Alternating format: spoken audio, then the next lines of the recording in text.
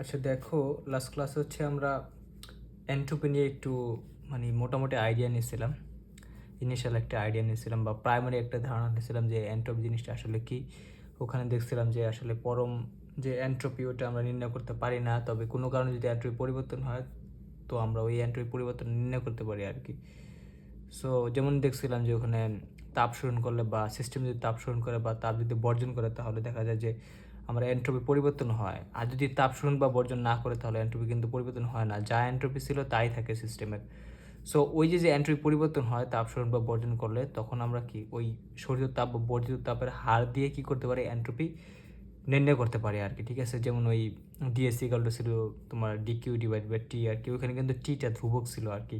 ঠিক আছে, সো আজকে আমরা একটু মানে এটাকে একটু এক্সটেন্ড করব, কিন্তু ঝামেলাটা হলো আমরা হচ্ছে তোমার তাপগতিবিদ্যার দ্বিতীয় সূত্র যখন টাচ করছিলাম তখন আর কি কিছু জিনিস আমাদের বাকি রয়ে গেছিলো, যেটা আর কি পড়াতে ভুলে গেছিলাম।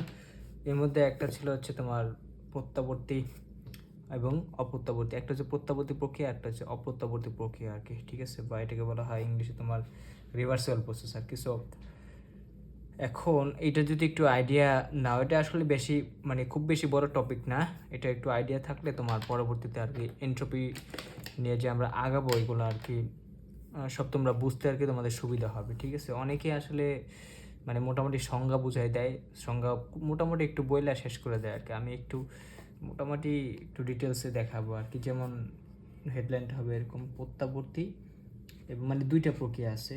এটা খুবই ইম্পর্টেন্ট আমার মতে, কারণ তুমি এটা দিয়ে পুরা ইউনিভার্সকে চিন্তা করতে পারবা। প্রত্যাবর্তী, একটা হচ্ছে প্রত্যাবর্তী প্রক্রিয়া আর একটা হচ্ছে এবং অপ্রত্যাবর্তী।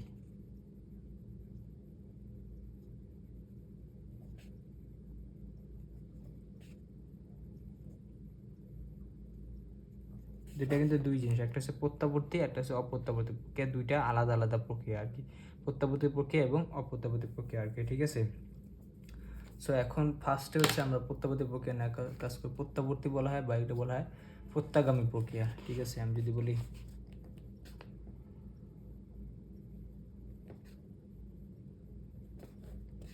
প্রত্যাবর্তী প্রক্রিয়া বা এটাকে বলা হয় প্রক্রিয়া, বা এটা বলা হয় তোমার প্রত্যাগামী, ফিরবে আর কি, এরকম একটা অবস্থা। প্রত্যাগামী মানে কি, ব্যাক করা এরকম কিছু, বা কাম ব্যাক। প্রত্যাবর্তী বা গো ব্যাক যেটাই বলো, প্রত্যাবর্তী প্রক্রিয়া। দুইটা প্রক্রিয়া শিখতে হবে, একটা হচ্ছে প্রত্যাবর্তী বা একটা হচ্ছে এটা হচ্ছে প্রত্যাবর্তী, একটা হচ্ছে প্রত্যাগামী। এটা প্রত্যাগামী হবে। আচ্ছা,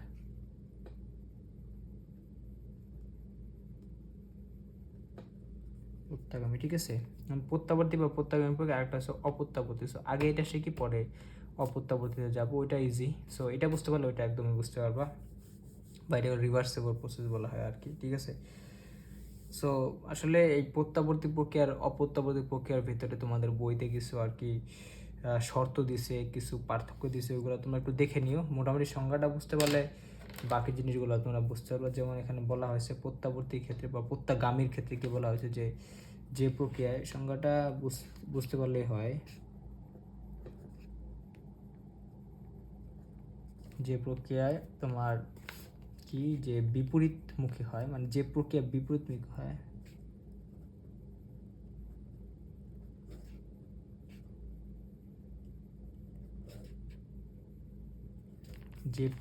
যে প্রক্রিয়া বিপরীতমুখী হয়, হয় না হয়ে, যে প্রক্রিয়া বিপরীতমুখী হয়ে, দেখো প্রত্যাবর্তী মানে কি, উল্টাভাবে ব্যাক করতেছে, বিপরীত হয়ে প্রত্যাবর্তন করে।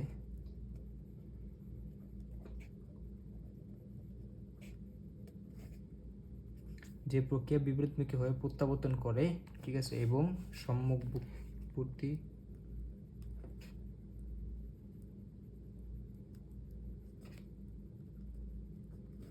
প্রত্যাবর্তন করে মানে কি, তুমি সম্মুখবর্তী একটা কাজ করছো, এরপরে এ কি করছে, আবার ব্যাক করছে আর কি। তুমি এ থেকে বিতে গেছো, ও কি করছে, আবার বি থেকে এতে চলে আসছে। এ থেকে বিতে যাওয়া সম্মুখবর্তী করা, আর বি থেকে এতে আসা কি প্রত্যাবর্তন করা আর কি। ঠিক আছে, সম্মুখবর্তী ও বিপরীতমুখী সম্মুখবর্তী ও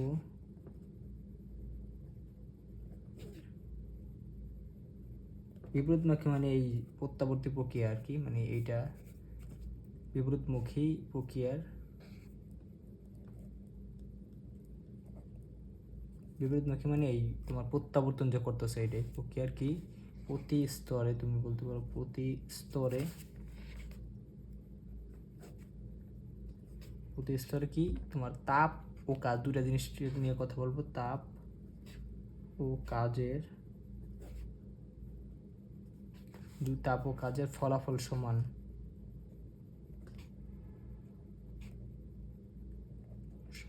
ও বিপরীত হয়, মানে চিহ্নটা বিপরীত হবে,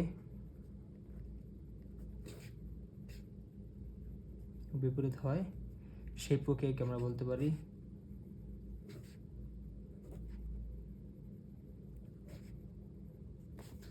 একে প্রত্যাবর্তী বা প্রত্যাগামী বলতে পারো, প্রত্যাবর্তী প্রক্রিয়া বলে।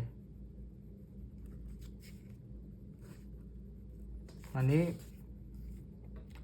যে প্রক্রিয়া কি করে মানে বিপরীতমুখী হয়ে প্রত্যাবর্তন করে, যে প্রক্রিয়া বিপরীতমুখী প্রত্যাবর্তন করে এবং কি সম্মুখবর্তী, মানে সম্মুখবর্তী আসে বলে তো বিপরীতমুখী হয়ে প্রত্যাবর্তন করছে, সম্মুখমুখী মানে আর যে বিপরীতমুখী প্রত্যাবর্তন করবে আর কি, মানে সম্মুখবর্তী ও বিপরীতমুখী প্রক্রিয়ার কি প্রতি ধাপে বা প্রতি স্তরে কি আমার তাপ ও কাজের ফলাফল সমান হয় এবং বিপরীত হয় আর কি, তাকে আমরা বলি হচ্ছে প্রত্যাবর্তী প্রক্রিয়া। মানে এখানে আমরা মানে সংখ্যাটা দেখে এটাই বুঝতে পারলাম যে আমার এখানে মানে দুইটা জিনিস হবে, একটা মানে প্রক্রিয়াটা উভমুখী হবে আর কি, একবার হচ্ছে আমি নিব ওকে, আবার ও কী করবে কামব্যাক করবে, মানে আগের জায়গায় যেটা নিতেছে এটাকে বলতে হচ্ছে সম্মুখবর্তী, আর যেটা ব্যাক করতে সেটা বলা হয় আমার বিপরীতমুখী বা পশ্চাৎবর্তী বলতে পারো আর কি, ঠিক আছে।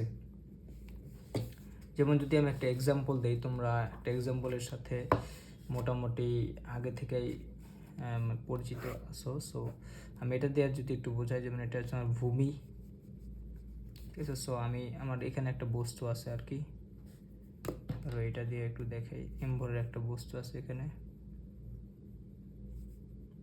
আর ভর হচ্ছে এম, ঠিক আছে। সো এটা আমার এ বিন্দু, আর এটা ধরো আমার একটা ছাদ বা একটা উচ্চতা আছে। সো আমি কি করলাম, এই বস্তুটাকে আর কি মানে এ থেকে আমি কি করলাম, এটা ধরো বি বিন্দুতে আমি এমভরের বস্তুটাকে নিলাম, ঠিক আছে। সো এখন দেখো এই বিন্দু থেকে আমার মানে এটা হচ্ছে এই উচ্চতা আর কি, ঠিক আছে, এই উচ্চতা নিলাম আর কি, ঠিক আছে। দেখো মানে আমি যদি এ থেকে ওরে বিতে নিতে চাই তাহলে কি হবে, দেখো আমি কিন্তু মানে আমাকে কিন্তু একটা বাহ্যিক বল প্রয়োগ করতে হবে, ঠিক আছে, এ থেকে, কারণ নিজে তো উঠবে না, এটাকে বলা হয় এফ এক্সটার্নাল আর কি, মানে বাহ্যিক ফোর্স, এটা মানে এক্সটার্নাল ফোর্স আর কি, ইএক্সটি দিয়ে লিখতে পারো এফ এক্সটার্নাল, এটা দিয়ে আমি কি করবো ওরে মানে এফ এক্সটার্নাল ফোর্স দিয়ে এ থেকে বিতে নিব আর কি, ঠিক আছে। সো কারণ হচ্ছে দেখো এখানে কিন্তু আমার এমজিটা কাজ করতেছে নিচের দিকে, হ্যাঁ, মানে অভিকর্ষ বলটা আমার কি করতেছে নিচের দিকে কাজ করতেছে, কারণ একটা ভর আছে। সো এমজিটা কাজ করতেছে, আমি কি করতেছি এমজি বিপরীতে ওরে এ থেকে বিতে তুলছি আর কি, ঠিক আছে। এখন ও তো এ থেকে বিতে নিজে নিজে যায় না, আমি কি করছি একটা বা আমি হাত দিয়ে বা এটাকে বলা হয়েছে বাহ্যিক এজেন্ট, ঠিক আছে, বাহ্যিক এজেন্ট দিয়ে আমি এ থেকে বিতে নিচ্ছি, তাহলে বাহ্যিক এজেন্ট দিয়ে একটা বল প্রয়োগ করে আমি কি করছি বা এক্সট্রা ফোর্স প্রয়োগ করে আমি হচ্ছে এ থেকে বিতে উঠাইছি আর কি, ঠিক আছে। সো এটা তো তোমরা মোটামুটি জানো। তো এখানেও কিন্তু আমার এমজিটা নিচের দিকে কাজ করতেছে, হ্যাঁ, এখানেও এমজিটা নিচের দিকে কাজ করতে, এমজির বিপরীতে আমি ওরে বিতে উঠাইছি আর কি, ঠিক আছে। সো মানে একটা যন্ত্রের সাহায্যে বা হাত দিয়ে আমি ওরে এ থেকে বিতে উঠাইছি, ঠিক আছে। সো এখন যদি আমি বাহ্যিক বলটা নিয়ে যাচ্ছি, এখানে কিন্তু দুইটা বল, একটা হচ্ছে আমার বাহ্যিক বল, ঠিক আছে, আরটা হচ্ছে আমার অভিকর্ষ বল, ঠিক আছে, বা অভিকর্ষ বল, বাহ্যিক বল আর দুইটা কিন্তু বিপরীত আর কি, ঠিক আছে। সো এখন যদি আমি বাহ্যিক বল নিয়ে চিন্তা করি, এখানে দেখো বাহ্যিক বলের ঘটনাটা কি ঘটে,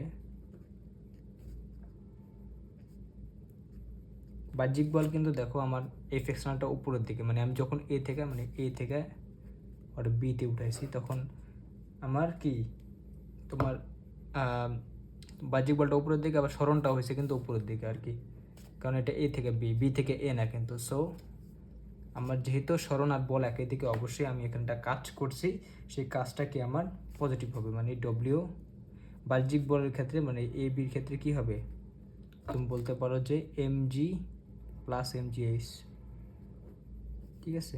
কারণ হচ্ছে এটা প্লাস কেন হলো, কারণ বল যেদিকে সরণ একই দিকে আর কি। আর mg কেন হয়েছে, কারণ আমরা জানি w বলটা fs, f ইন্টু এস, এখানে সরণটা হচ্ছে এইচ আর এফটা হচ্ছে আমার এমজি, এটা তো জানোই তোমরা। কারণ যখন আমরা মানে অভিকর্ষ বলের বিরুদ্ধে কাজ করি তখন কি আমি যে বলটা প্রয়োগ করি ওই অভিকর্ষ বলটা কি তার সমানই হয় আর কি, যার কারণে এখানে এমজিটি হবে এখানে এক্সটার্নাল ফোর্স আর কি, ঠিক আছে। সো বাহ্যিক বল প্রয়োগ করলে আমার কি হয় দেখো, এখানে প্লাস এমজিএস পরিমাণ আমি এ থেকে বিতে নিয়ে কাজ করি। এখন যদি তুমি অভিকর্ষ বল নিয়ে একটু চিন্তা করো, মানে অভিকর্ষ বল এখানে অভিকর্ষ বল এ থেকে বির ক্ষেত্রে কি হয়েছে দেখো, অভিকর্ষ বলটা কিন্তু কাজ করছে নিচের দিকে, মানে দেখো ও নিচের দিকে কাজ করতেছে, আমি আর উঠেছি এইভাবে, তার মানে কিন্তু আমি ওর অভিকর্ষ বলের বিরুদ্ধে উঠেছি আর কি, ঠিক আছে। তার মানে অভিকর্ষ বল নিচের দিকে, আমার স্মরণ হয়েছে কি উপরের দিকে, মানে এ থেকে উঠলে এই দেখো উপরের দিকে হচ্ছে আমার স্মরণ, মানে এই স্মরণটা উপরের দিকে, তাহলে বল নিচের দিকে, স্মরণ হচ্ছে বিপরীত দিকে, তাহলে অবশ্যই এখানে কিন্তু আমার অভিকর্ষ বল দ্বারা কাজটা কিন্তু নেগেটিভ হবে। কারণ পজিটিভ কাজ কখন হয়, যখন সিস্টেম দ্বারা কাজ হয়, আর সিস্টেমের উপর যখন কাজ করা হয় তখন কিন্তু কাজটা নেগেটিভ হয়। এখানে কিন্তু আমি সিস্টেমের উপর কাজ করছি আর কি, মানে অভিকর্ষ বল দিয়ে, এখানে অভিকর্ষ বল কাজ করা নাই, অভিকর্ষ বলের উপর কাজ করা হয়েছে, কাজ করে আমি ওরে এ থেকে বিতে নিছি। তাহলে তুমি বলতে পারো এরকম তোমার অভিকর্ষ বল দ্বারা কাজ হবে হচ্ছে ডব্লিউ এ বি ওর ক্ষেত্রে হচ্ছে এরকম হবে ইকুয়াল টু মাইনাস mgh, ঠিক আছে। তার মানে দেখো ওর ক্ষেত্রে হচ্ছে প্লাস mgh মানে এক্সটার্নালের ক্ষেত্রে, আর অভিকর্ষ বলের ক্ষেত্রে হচ্ছে মাইনাস mgh, ঠিক আছে। সো এখন দেখো আমরা তো জানি যে জিনিসটা জানি সেটা হচ্ছে আমি অভিকর্ষ বলের বিরুদ্ধে কাজ করে ওরে এ থেকে বিতে উঠেছি। এখন আমরা জানি অভিকর্ষ বল একটা সংরক্ষণশীল বল, আর সংরক্ষণশীল বলের বিরুদ্ধে যদি আমি কাজ করি তাহলে কি হয়, ওই কাজটা ওই বস্তুর ভিতরে কি একটা মানে বিভব শক্তি আকারে জমা হয়, মানে এমজি একটা সংরক্ষণশীল বল, এই বলের বিরুদ্ধে কাজ করে আমি যারা এ থেকে বিতে উঠেছি এক্সটার্নাল ফোর্স দ্বারা, তাহলে আমি এমজিএস পরিমাণ কাজ করছি, এই এমজিএস পরিমাণ কাজটা কি আমার এই বস্তুর ভিতরে জমা হবে, কারণ এমজিটা ছিল হচ্ছে আমার সংরক্ষণশীল বল। সো এখন এই বি বস্তুর ভিতরে যে আমি এমজিএস পরিমাণ শক্তিটা জমা করে দিয়েছি বা বি বস্তু জমা করেছি, এটা প্রুফ কি, তুমি বি থেকে বস্তুটা ছেড়ে দাও দেখবো নিজে নিজে পড়ে গেছে আর কি, মানে একটা কাজ করার সামর্থ্য অর্জন করছে আর কি, ঠিক আছে। সো এটা কিন্তু আমি আগেও বলছি কি দ্বারা যে আমি কিন্তু মানে ওর ভিতরে এখানে আমি কি করছি, এখানে বস্তুটার ভিতরে mgh E P equal to mgh পরিমাণ বিভব শক্তি দিয়ে দিছে আর কি, মানে আমি ও নিজে নিজে তো এখানে উঠে নেয়, আমি একটা নিজে হাত দ্বারা বা একটা তোমার কি কি বলে বাহ্যিক এজেন্ট দ্বারা বা একটা যন্ত্রের সাহায্যে ওরা এ থেকে বিতে উঠেছি, উঠে ওরা কি যেই কাজটা আমি করছি এটাই কি আমি বস্তুর ভিতরে জমা করে দিয়েছি আর কি mgh পরিমাণ, ঠিক আছে। কারণ আমি হচ্ছে গিয়ে অভিকর্ষ বল বা সংরক্ষণশীল বলের বিরুদ্ধে কাজ করছি আর কি, ঠিক আছে। সো mgh পরিমাণ কাজ করছি ওইটাই কি এখানে জমা হবে আর কি, ঠিক আছে। সো এখন দেখো এ থেকে বিতে উঠাইতে কিন্তু আমার অবশ্যই যন্ত্রের সাহায্য লাগছে আর কি, কিন্তু বি থেকে এতে নামাতে কিন্তু আমার মানে ও নিজে নিজে নামতে পারবে, কারণ ও কিন্তু এখন কাজ করার সামর্থ্য অর্জন করে ফেলাইছে। কীভাবে অর্জন করলো, কারণ হচ্ছে আমি ওরে কী করছি একটা mgh পরিমাণ কি একটা শক্তি দিয়ে দিছে আর কি, ঠিক আছে। সো বি থেকে বিতে যদি সাইডা দাও বিতে, ও কিন্তু এতে নিজে নিজে এসে পড়বে আর কি, ঠিক আছে। সো এখন দেখো এখানে ঘটনাটা পুরো কী ঘটলো, একবার এ থেকে বিতে গেল, আরেকবার কি বি থেকে এতে আসলো, এ থেকে বিতে যে গেছে এখানে আমি কাজ করছি, বি থেকে এতে যে আসলো ওখানে নিজে মানে আমার কাজ করা লাগা নেই, ও নিজে নিজে এখানে চলে আসছে, ঠিক আছে। তাহলে দেখো এখানে একটু চিন্তা করে দেখো, এখন ঘটনা হচ্ছে যদি আচ্ছা আমরা একটা বল নিয়ে চিন্তা করি, এখন দেখো যদি তুমি বি থেকে এর ক্ষেত্রে চিন্তা করো আর কি, বি থেকে একটা বল নিয়ে চিন্তা করে দেখো, বাহ্যিক বল একটা এখানে, আর হচ্ছে তোমার কি অভিকর্ষ বল একটা, শুধু অভিকর্ষ বল নিয়ে চিন্তা করো, অভিকর্ষ বল না যদি চিন্তা করো, মানে এই দুইটা একই, যেমন অভিকর্ষ বলের ক্ষেত্রে এ থেকে বিতে যখন উঠাইছি তখন কি, তখন হচ্ছে আমার অভিকর্ষ বল নিচের দিকে, আমার এই উপরের দিকে, তাহলে WAB ছিল হচ্ছে ইকুয়াল টু মাইনাস mgh, ঠিক আছে, কারণ আমার বল ছিল mg নিচের দিকে আর এইচ ছিল উপরের দিকে, সরণটা উপরের দিকে। আর 2 নাম্বার কেজে কী হয়েছে, বি থেকে এতে আসছে। এখন দেখো বি থেকে এতে যখন ছাইড়া দিছি তখন দেখো আমার কি হয়েছে, তখন কিন্তু আমার অভিকর্ষ বলটা নিচের দিকে কাজ করছে, মানে এমজিটা নিচের দিকে কাজ করতেছে, সরণটাও কিন্তু আমার নিচের দিকে হইতেছে, এইচটাও কিন্তু আমার নিচের দিকে হইতেছে আর কি, মানে বল যে দিকে সরণটাও সেম একই দিকে আর কি। তাহলে দেখো কি হইতেছে, এখানে বল যেদিকে সরণ একই, মানে অভিকর্ষ বলের ক্ষেত্রে আমি চিন্তা করতেছি, এটাও কি বি থেকে এতে যদি আসে তখন কি, তখন অভিকর্ষ বলের দিক আর আমার কার আর হচ্ছে অভিকর্ষ বলের দিক আর সরণ কিন্তু একই দিকে। তাহলে এটা আমি বলতে পারি ডব্লিউ বি এ, মানে অভিকর্ষ বলের ক্ষেত্রে প্লাস mgh,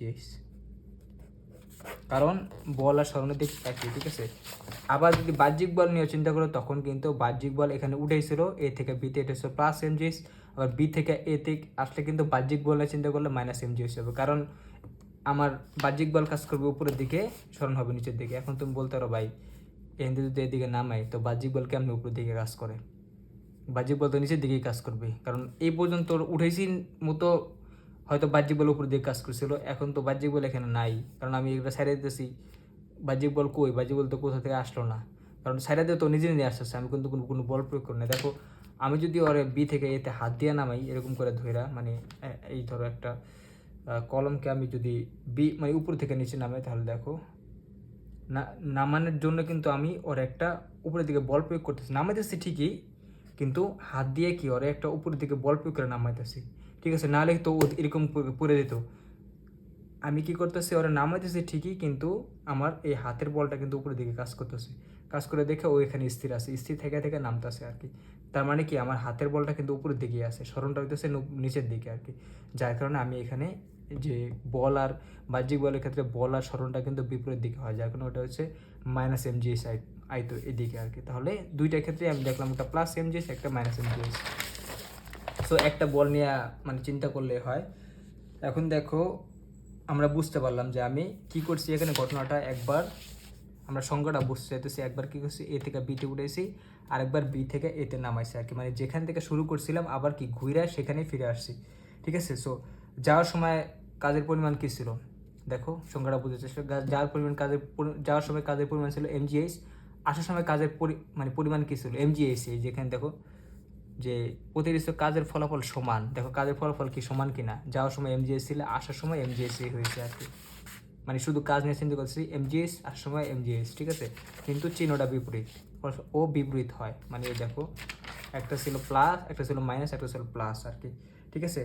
সো দেখো চিহ্নটা বিপরীত হয়, তাহলে দেখো আমার কি মোট, সুতরাং মোট কাজ কি হবে এখানে, মানে পুরা প্রসেসে মোট কাজ কি হবে, মানে এ থেকে বিতে গেছি আবার বি থেকে এতে আসছি, তাহলে মোট কাজ হবে W equal to W A B plus W B A. দেখো মোট কাজ কী হয়, এটা হচ্ছে গিয়ে মাইনাস mgh, এটা হচ্ছে প্লাস mgh, তাহলে মোট কাজ কিন্তু শূন্য হয়, ঠিক আছে, ডব্লিউ ইকুয়াল টু মানে শূন্য আসছে, মানে মোট কাজ কিন্তু শূন্য আসছে, ঠিক আছে। আর তাই এটাকে বলা হয় হচ্ছে কি আমার প্রত্যাবর্তী প্রক্রিয়া বা প্রত্যাগামী প্রক্রিয়া আর কি, ঠিক আছে, সেই প্রক্রিয়া প্রত্যাবর্তী প্রক্রিয়া বা প্রত্যাগামী প্রক্রিয়া বলা আর কি, ঠিক আছে। সো প্রত্যাগামী প্রক্রিয়া মানে হচ্ছে, বা প্রত্যাগামী প্রক্রিয়া বা প্রত্যাবর্তী প্রক্রিয়া মানে একবার গেলেই হবে না, তোমার আবার ফিরে আসতে হবে, মানে যে জায়গা থেকে গেছিলা আবার সেখানে প্রত্যাবর্তন করতে হবে, কারণ আমি বলছি এখানে হচ্ছে উভমুখী প্রক্রিয়াটা আর কি, কারণ প্রত্যাবর্তী যেহেতু বলছে তাহলে তোমার আগে সম্মুখবর্তী যাইতে হবে, তারপর কি প্রত্যাবর্তন করবে, এটাই আমি এখানে দেখাচ্ছি। দেখো সম্মুখবর্তী ও বিপরীতমুখী, সম্মুখবর্তী মানে এ থেকে বিতে উঠেছো, আর বিপরীতমুখী মানে বি থেকে এতে নামাইছো, এই দুইটা প্রক্রিয়া দেখো, এই দুইটা প্রক্রিয়া কী হয়েছে, প্রতি স্তরে কাজের ফলাফল, তাপটা পরে চিন্তা করো, আগে কাজ নিয়ে চিন্তা করো, কাজের ফলাফল সমান, কাজের ফলাফল এখানে সমান আসলে এখানে সমান, আবার এটা আসলে কি আবার বিপরীত, চিহ্ন করেছে বিপরীত, মানে এদিকে ছিল মাইনাস এদিকে নামছে প্লাস আর কি, ঠিক আছে। সো এটা একটু মাথায় রাখো যে কি, এবার তোমাকে আমি যদি প্রশ্ন করলাম যে প্রত্যাবর্তী প্রক্রিয়া বা প্রত্যাগামী প্রক্রিয়া এটা কি স্বতঃস্ফূর্ত নাকি, মানে আমরা তো বুঝতে পারলাম যে প্রত্যাবর্তী প্রক্রিয়া একটা অভিমুখী প্রক্রিয়া, একবার আমার যাইতে হয় আবার আসতে হয়, মানে যেখান থেকে যাত্রা শুরু করছিলাম আবার সেখানে যাত্রা মানে সেখানে ফিরে আসতে হয়। এক্ষেত্রে কী হয়, দেখা যায় যে কাজের ফলাফলটা সমান হয়, মানে যাইতে mgh আইতেও mgh, কিন্তু চিহ্নটা বিপরীত হয় বা বিপরীত হয় বলতে, বিপরীত কীভাবে, যাওয়ার সময় হইতে মাইনাস আসার সময় হইতে প্লাস, এটা বুঝতে পারলাম। এখন যদি এই ঘটনাটা ঘটে তো মোট কাজটা কি শূন্য, কারণ মান যদি সমান হয় আর চিহ্ন বিপরীত হয়, যেমন মান হয়েছে এমজিএস চিহ্ন হয়েছে প্লাস একটা মাইনাস, তার মানে কি এখানে কিন্তু মোট কাজ শূন্য। তার মানে একটা প্রত্যাগামী প্রক্রিয়া বা প্রত্যাবর্তী প্রক্রিয়ায় কি হবে, আমার মোট কাজের পরিমাণ শূন্য হবে আর কি, এটা বুঝতে পারছি। এখন যদি আমি তোমাকে প্রশ্ন করি যে প্রত্যাবর্তী প্রক্রিয়া বা প্রত্যাগামী প্রক্রিয়া কি স্বতঃস্ফূর্ত নাকি, বা এটা কি নিজে নিজে হয়েছে, এখানে এটা কি নিজে নিজে ঘটছে, মানে এ থেকে বি থেকে গেছে আবার বি থেকে এতে আসছে, এটা কি নিজে নিজে হয়েছে নাকি তোমার করতে হয়েছে বা তোমার কিছু মানে সাহায্য নিতে হয়েছে, এরকম কিছু। এখন দেখো এখানে ঘটনাটা কি, যে তোমার মনে রাখবা যে যদি সম্মুখবর্তী প্রক্রিয়া, মানে এখানে তো একটা সম্মুখবর্তী প্রক্রিয়া, একটা হচ্ছে গিয়া পশ্চাৎমুখী বা একটা বিপরীতমুখী প্রক্রিয়া, মানে বিপরীতমুখী বা পশ্চাৎমুখী প্রক্রিয়া, মানে দুইটা প্রক্রিয়া। এখানে মনে রাখবা যে ওদের যে কোনো মানে সম্মুখবর্তী আর পশ্চাৎবর্তী এই দুইটার ভিতরে যে কোনো যদি একটা স্বতঃস্ফূর্ত হয় আর একটা স্বতঃস্ফূর্ত হবে না। যেমন সম্মুখবর্তীর ক্ষেত্রে আমরা এ থেকে বিতে উঠেছি মানে বাহ্যিক এজেন্ট দ্বারা, ঠিক আছে, তার মানে এটা কিন্তু আমার কি স্বতঃস্ফূর্ত ছিল না। কিন্তু বি থেকে যে এতে আসছে এটা কিন্তু স্বতঃস্ফূর্ত, কারণ মানে পশ্চাৎবর্তীটা বা বিপরীত মুখের কিন্তু স্বতঃস্ফূর্ত ছিল, কারণ বি থেকে এতে কিন্তু আমার আনতে হয় না, ও নিজে নিজে চলে আসছে। তার মনে রাখবা যে প্রত্যাবর্তী প্রক্রিয়ার যে দুইটা ধাপ থাকে, একটা হচ্ছে সম্মুখবর্তী, একটা হচ্ছে বিপরীতবর্তী। এখানে যদি একটা আমার কি হয় স্বতঃস্ফূর্ত হয় আর একটা স্বতঃস্ফূর্ত হবে না। এখানে যেমন সম্মুখবর্তীটা স্বতঃস্ফূর্ত ছিল না, বিপরীতবর্তীটা ছিল হচ্ছে স্বতঃস্ফূর্ত আর কি, ঠিক আছে। তার মানে এখানে উপরে ওঠাটা স্বতঃস্ফূর্ত না, কিন্তু নিচে নাম্বারটা স্বতঃস্ফূর্ত, ঠিক আছে। তাহলে এর একটা অংশ স্বতঃস্ফূর্ত না, আর একটা অংশ কি আমার স্বতঃস্ফূর্ত ছিল আর কি, ঠিক আছে। তার মানে আমরা পুরো ঘটনাটাকে আমরা স্বতঃস্ফূর্ত বলতে পারবো না, এর একটা অংশ মানে এ থেকে বি থেকে ছিল এটা স্বতঃস্ফূর্ত না, বি থেকে এতে আসছে এটা হচ্ছে স্বতঃস্ফূর্ত আর কি, ঠিক আছে। সো এখন দেখো মোটামুটি আমরা কাজ নিয়ে বুঝতে পারলাম। দেখো এটা কিন্তু স্বতঃস্ফূর্ত একটা অংশ, মানে প্রত্যাবর্তীর ক্ষেত্রে বা প্রত্যাগামের ক্ষেত্রে কাজের ক্ষেত্রে চিন্তা করে দেখছে। এখন আমরা হচ্ছে তাপ নিয়ে একটু যদি চিন্তা করি তাহলে কি হয়, দেখো একই ঘটনা ঘটবে, সংজ্ঞার কোনো পরিবর্তন হবে না। দেখো তাপের ফলাফল নিয়ে একটু চিন্তা করি, কারণ কাজের ফলাফল শূন্য আসছে এটা দেখছি। এখন যদি তাপের ফলাফল,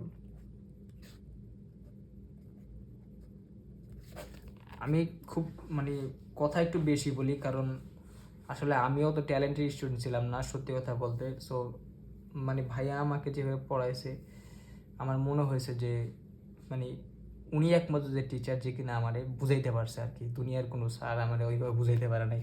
সো এই জন্য আমিও আর কি ওই অভ্যাসটা পাইছি, বোঝানোর সময় অনেক বেশি। যারা আর কি একটু মানে অ্যাডভান্স স্টুডেন্ট আসো, একটু মানে জিনিয়াস ক্রান টাইপের, তারা অবশ্যই বিরক্ত হবা, কিন্তু মানে আমার ধরন পড়াটার ধরনে এরকম, মানে শিখছি এরকমভাবে। আচ্ছা যাই হোক, সো এখন দেখো আমরা যদি তাপের ফলাফলটা বোঝার চেষ্টা করি। এখন দেখো আমি যদি এরকমভাবে চিন্তা করি যে আমি কী করলাম, 0°C তাপমাত্রার 1 কেজি বরফকে নিলাম, নিয়ে এটাকে আমি কী করলাম রেখে দিলাম, ঠিক আছে। রেখে রেখে দিলে কী ঘটনা ঘটবে, ওখানে 0°C তাপমাত্রার কি 1 কেজি বরফ, ওই আমি এই 1 কেজি বরফকে 0°C তাপমাত্রার 1 কেজি পানিতে পরিণত করতে চাই ধরো, ঠিক আছে। তো তাহলে দেখো আমি যদি 0°C তাপমাত্রার 1 কেজি বরফ রেখে দিয়েও কিন্তু নিজে নিজে কী করবে, 0°C তাপমাত্রার 1 কেজি পানিতে পরিণত হয়ে যাবে, মানে এই পরিবেশ থেকে তাপ শোষণ করে আর কি, ঠিক আছে। মানে বরফ থেকে বরফ যেমন এইরকম দেখো যে এক নাম্বার যে এখানে দুইটা প্রসেস হবে, একটা হচ্ছে 0°C তাপমাত্রার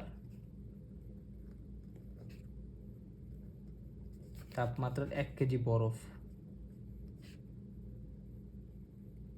1 কেজি বরফকে আমরা কি করতে চাইতেছি, যে 0°C তাপমাত্রার 1 কেজি পানিতে 1 কেজি পানিতে পরিণত করতে চাইতেছি। এখন দেখো পরিণত করলে কি ঘটনাটা ঘটবে, এখন দেখো যদি তুমি বরফটাকে রাইখা দাও, বরফটা কি করবে, যেহেতু আর তাপমাত্রা 0°C আর পরিবেশের তাপমাত্রা 25 থেকে 30°C, তাহলে কি হবে, ও পরিবেশ থেকে তাপটা শোষণ করবে, শোষণ করে কিন্তু ও পানিতে পরিণত হয়ে যাবে। সো এই যে তাপটা শোষণ করলো এটা কিন্তু স্বতঃস্ফূর্ত। যেমন দেখো ও কতটাকা আমরা জানি এখানে LF পরিমাণ তাপ শোষণ করা লাগে, এটা ছিল হচ্ছে এরকম, এটার মানটা ছিল হচ্ছে গিয়া প্লাস, এটা যেহেতু শোষিত তাপ, কারণ তাপটা শোষণ করতেছে, আমরা জানি সূর্যের তাপ অলওয়েজ পজিটিভ, এটা হচ্ছে গিয়া 3,36,000 ছিল, 3,36,000 জুল, মানে এত জুল তাপ শোষণ করে কি হবে, আমার বরফটা পানিতে পরিণত হয়ে যাবে, মানে 1 কেজি বরফ 1 কেজি পানিতে পরিণত হয়ে যাবে আর কি, মানে LF পরিমাণ। তো এটাকে বলা হয়েছে ল্যাটার্ন হিট অফ ফিউশন, এরকম কিছু, মানে আমাদের বা এটা হচ্ছে LF ছিল আর কি, এর মানটা আমরা জানতাম এটা মানে 3,36,000 আর কি, বা এরকম বলতে পারো এটা তো 3.36 × 10⁵ এটা ছিল জুল জুল পার কেজি, ঠিক আছে। এটা ছিল মানে এই পরিমাণ তাপটা কি ও শোষণ করে 0°C তাপমাত্রার 1 কেজি পানি, মানে 1 কেজি বরফ 1 কেজি পানিতে পরিণত হয়ে যাবে, ঠিক আছে। সো তুমি বলতে পারো এলএফ পরিমাণ তাপ কি করবে, সে নিজে নিজে শোষণ করে 0°C তাপমাত্রা 1 কেজি পানিতে পরিণত হয়ে যাবে, ঠিক আছে। সো যেহেতু শোষিত তাপ, সেই জন্য আমরা এখানে এলএফটা কিন্তু প্লাস, ঠিক আছে, বর্জিত তাপ না আর কি। সো এখন আমি তোমাকে বললাম যে এই যে পানিটা মানে 0°C তাপমাত্রা যে 1 কেজি পানি, এটাকে আমি আবার কি করি, রিভার্স করতে চাই, মানে পশ্চাৎবর্তী করতে চাই, বা এটাকে বলতে পারো, বা এটাকে আর কি প্রত্যাগামী করবো আর কি, বা একে বল বিপরীতগামী করবো আর কি। সো সেই ক্ষেত্রে মানে আবার 0°C তাপমাত্রার 1 কেজি বরফ পরিণত করবো। সো এখানে ঘটনাটা কী করবে, 0°C তাপমাত্রার 1 কেজি তোমার বরফ ছিল, এখানে বরফকে কী করবো আমি, মানে বরফ পরিণত করবো হচ্ছে 0°C তাপমাত্রার 1 কেজি পানিকে। দেখো যদি আমি উল্টা ঘটনাটা ঘটাই, মানে এখান থেকে আবার কামব্যাক করলাম, কারণ আমি এই এই এই চিত্র সাথে দেখছি এ থেকে বিতে যাবে, আবার বি থেকে এতে আসবে, তাহলে এখানে বরফ থেকে পানি হয়েছে, আবার পানি থেকে বরফ করা লাগবে, না হলে তোমার প্রত্যাগামী প্রক্রিয়া হবে না, কারণ এটা হচ্ছে উমুখী প্রক্রিয়া, মানে দুইটা স্টেপ থাকে, ঠিক আছে। এখন দেখো আমি যদি পরে মানে পানিকে আবার বরফে পরিণত করতে চাই, তাহলে তুমি তো এটা কিন্তু স্বতঃস্ফূর্ত ছিল, এটা স্বতঃস্ফূর্ত ছিল, স্বতঃস্ফূর্ত বা নিজে নিজে হয়েছে, এটা পরিবেশ থেকেও নিজে নিজেই তাপ শোষণ করে নিয়ে গেছে, কোনো সমস্যা নাই আর কি। কিন্তু আমি যদি পানিকে এবার বরফ পরিণত করি, তাহলে এটা তো নিজে নিজে হবে না, মানে এটা স্বতঃস্ফূর্ত হবে না। তোমার কী করতে হবে, এই পানিটা কি ফ্রিজে রাখতে হবে। এখন দেখো আমরা কিন্তু ফ্রিজের ক্ষেত্রে লাস্ট ক্লাসের আগের ক্লাসে ফ্রিজের সম্পূর্ণ মেকানিজম শিখছিলাম। ওইখানে কিন্তু ফ্রিজটা কী করে, মানে যখন তুমি পানিটা রাখো তখন ফ্রিজের যে গ্যাসটা আছে, ওই গ্যাসটা কী করে পানি থেকে তাপটা শোষণ করে পরিবেশে ছেড়ে দেয়। সো যখন 1 কেজি মানে 0°C আমাদের 1 কেজি পানিকে 1 কেজি বরফে পরিণত করতে হবে, তখন কিন্তু ও এই এলএফ পরিমাণ তাপটা কী করবে, এই এলএফ পরিমাণ তাপটা পরিবেশে ছাইড়া দেবে। ওই যে আমরা Q2 পড়ছিলাম আর কি, Q2 যে পরিবেশে ছাইড়া দেয় ওই রকম, ঠিক আছে। তার মানে যখন ও এই 0°C তাপমাত্রা 1 কেজি পানি থেকে তোমার এলএফ পরিমাণ তাপ নিয়ে পরিবেশে ছেড়ে দেবে, তখন কি ও আবার কি 0°C তাপমাত্রা 1 কেজি বরফ পরিণত হয়ে যাবে। তাহলে যেহেতু এখানে তাপটা বর্জন হয়েছে, তাহলে আমি বলতে পারি এটা হচ্ছে গিয়ে মানে এই পরিমাণ তাপ হচ্ছে 3,36,000 জুল পরিমাণ তাপ ও পরিবেশে বর্জন করে দেবে Q2 আকারে, কিন্তু এটা হচ্ছে মাইনাস হবে, কারণ এটা হচ্ছে বর্জিত তাপ। দেখো বুঝো কিনা। তাহলে দেখো এখানে কিন্তু আমার দুইটা ঘটনা ঘটছে, একবার বরফ থেকে পানি হয়েছে, আর একবার কি আমার পানি থেকে বরফ হয়েছে, ঠিক আছে। মানে একবার যাওয়া আবার কি ফিরে আসা, মানে পশ্চাৎবর্তী হওয়া, ঠিক আছে। সো এটা হচ্ছে প্রত্যাবর্তী প্রক্রিয়া, ঠিক আছে। মানে তাপের জন্য আমরা দেখালাম আর কি, এটা প্রত্যাবর্তী প্রক্রিয়া। এখন দেখো এই ঘটনাটা কিন্তু আমার স্বতঃস্ফূর্ত ছিল না, কারণ এটা নিজে নিজে হয় না, আমার ফ্রিজে রাখা লাগছে, স্বতঃস্ফূর্ত না, ঠিক আছে। এখন তোমরা বলতে পারো যে ভাই মানে সব সময় কি এটা স্বতঃস্ফূর্ত হবে, এটা স্বতঃস্ফূর্ত হবে না, এরকম কি না। আসলে ঘটনাটা এরকম না, কারণ তোমরা এটা বাংলাদেশের সাপেক্ষে চিন্তা করলে ঘটনাটা এরকম, মানে এটা স্বতঃস্ফূর্ত, এটা স্বতঃস্ফূর্ত না। যদি তোমরা আইসল্যান্ড বা গ্রিনল্যান্ড বা তোমরা ফিনল্যান্ড বা তোমার ওই উত্তর মেরু দক্ষিণ মেরু যেগুলো আছে ওইখানে ঘটনার কথা চিন্তা করো, ওই জায়গার কথা ছিল, তাহলে এটা স্বতঃস্ফূর্ত হবে, এটা স্বতঃস্ফূর্ত হবে না, কারণ ওইখানে তাপমাত্রা আছে -40°C। তুমি কী করবা, 0°C তাপমাত্রার 1 কেজি পানিকে রেখে দেবে, অটো ওটা কী হবে 1 কেজি বরফে পরিণত হয়ে যাবে, মানে তাপ সাইডা দিয়ে আর কি, বুঝতে পারছো। মানে ওইটা হচ্ছে কি বলে তোমার স্বতঃস্ফূর্ত আর কি, মানে পানিটা বরফে পরিণত হয়ে গেছে, ঠিক আছে। কিন্তু যদি তুমি আবার ওই পানি কি করতে চাও, মানে বরফকে আবার পানিতে পরিণত করতে চাও, তাহলে কি করতে হবে, তোমার মানে আগুন ধরাই দিতে হবে। আগুন ধরে দিলে দেখা যাবে যে তাপ শোষণ করে আবার কী করা লাগতেছে, ওইটা আবার পানিতে পরিণত হচ্ছে। তার মানে ওইখানে যে পানি থেকে বরফ হয়েছিল এইটা ছিল হচ্ছে স্বতঃস্ফূর্ত, কিন্তু বরফ থেকে যে পানিতে পরিণত করছে এটা কিন্তু স্বতঃস্ফূর্ত ছিল না আর কি, ঠিক আছে।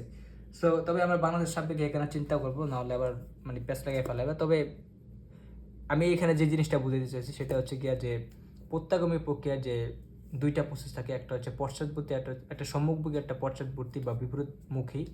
যদি একটা হয় স্বতঃস্ফূর্ত আর একটা স্বতঃস্ফূর্ত হবে না।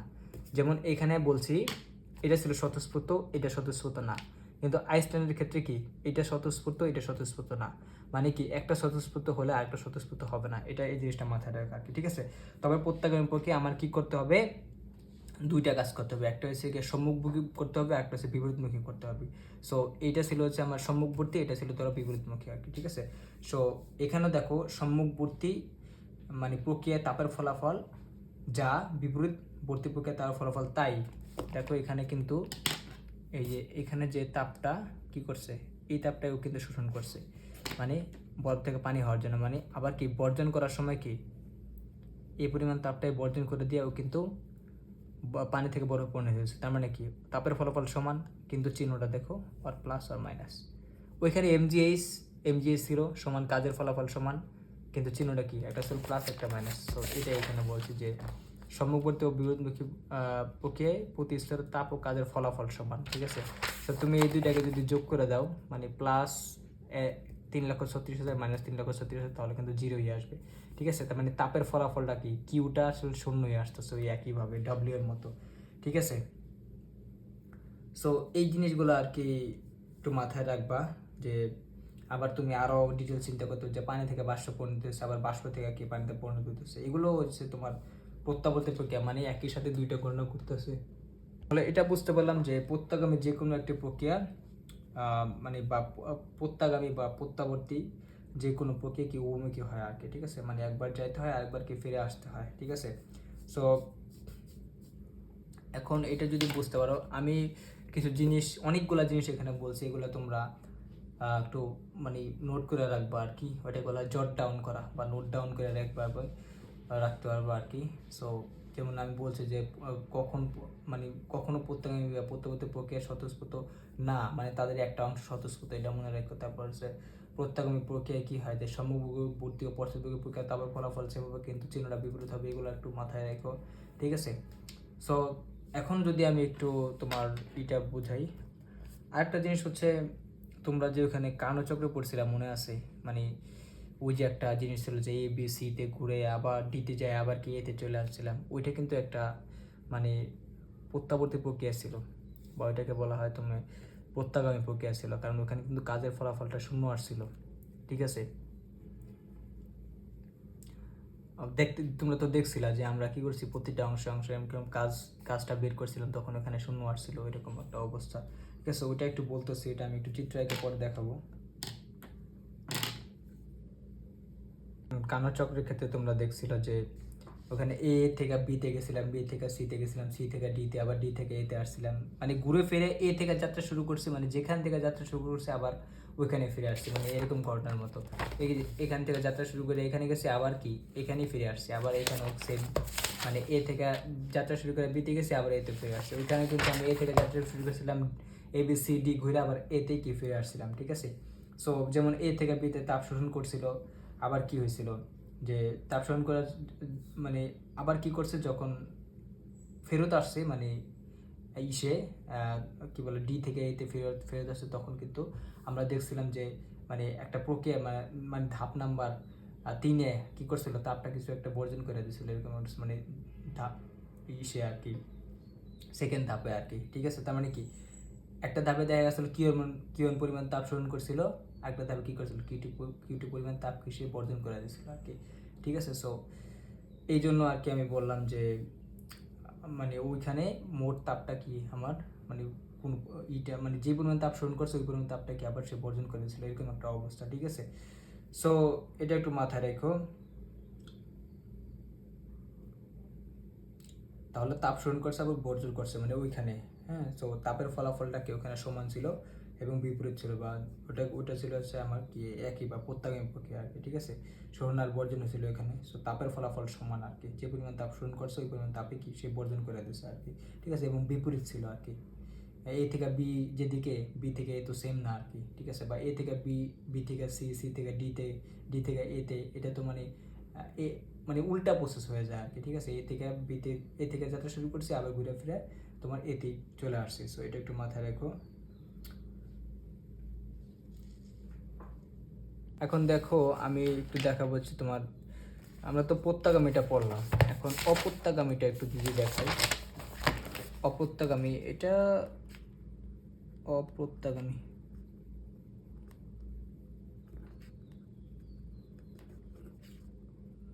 অপ্রত্যাগামী বা অপ্রত্যাবর্তী যেটাই বলো, ঠিক আছে।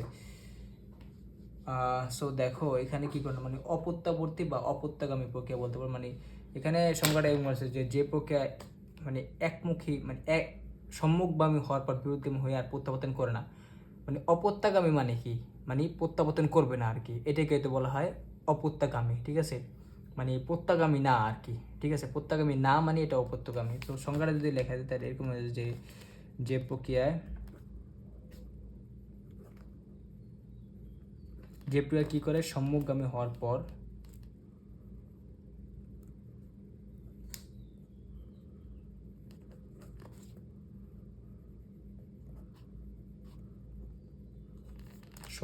হওয়ার পর বিপরীতমুখী হয়ে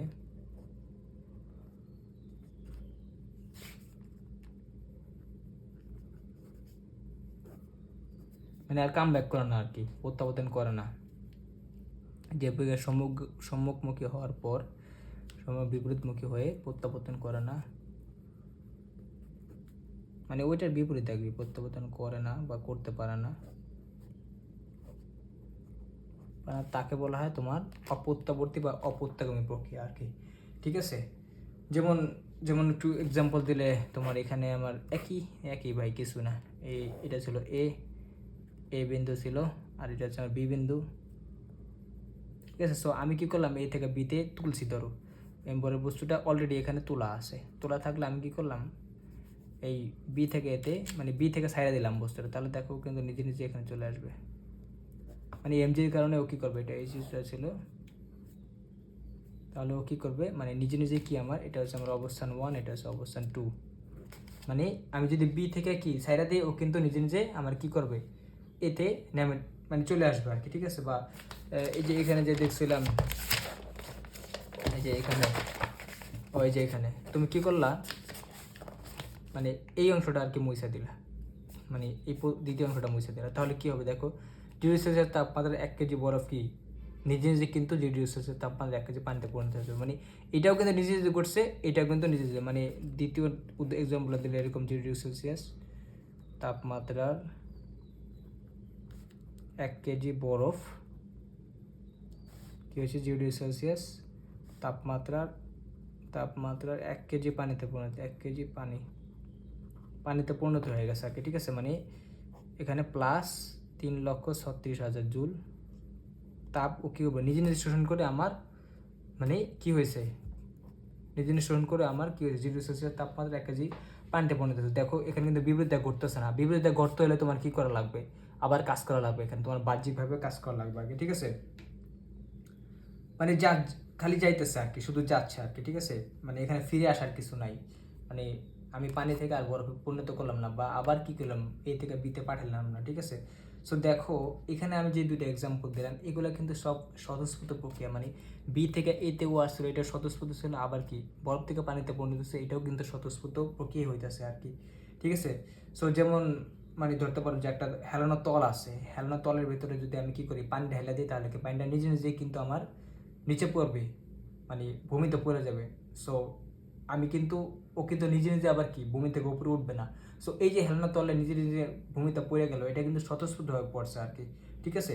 সো এই যে নিজে নিজে যে পড়লো, এটা কিন্তু একটা একমুখী, এটাও কিন্তু একমুখী, মানে শুধু উপরে দিকে নিজের সাইডে দিচ্ছে, এটা একটা একমুখী প্রক্রিয়া বা স্বতঃস্ফূর্ত প্রক্রিয়া। আবার কি এটাও কিন্তু আমার বরফটা পানিতে পরিণত হচ্ছে, এটাও কিন্তু একটা একমুখী, দ্বিমুখী না। দ্বিমুখী হইলে আবার ওই প্রত্যাবর্তী হয়ে যেত আর কি, বা ওইখানে আমার বাহ্যিক কাজ করা লাগতো বা তাপ দেওয়া লাগতো আর কি, বা তাপটা বর্জন করা লাগতো, এরকম একটা অবস্থা।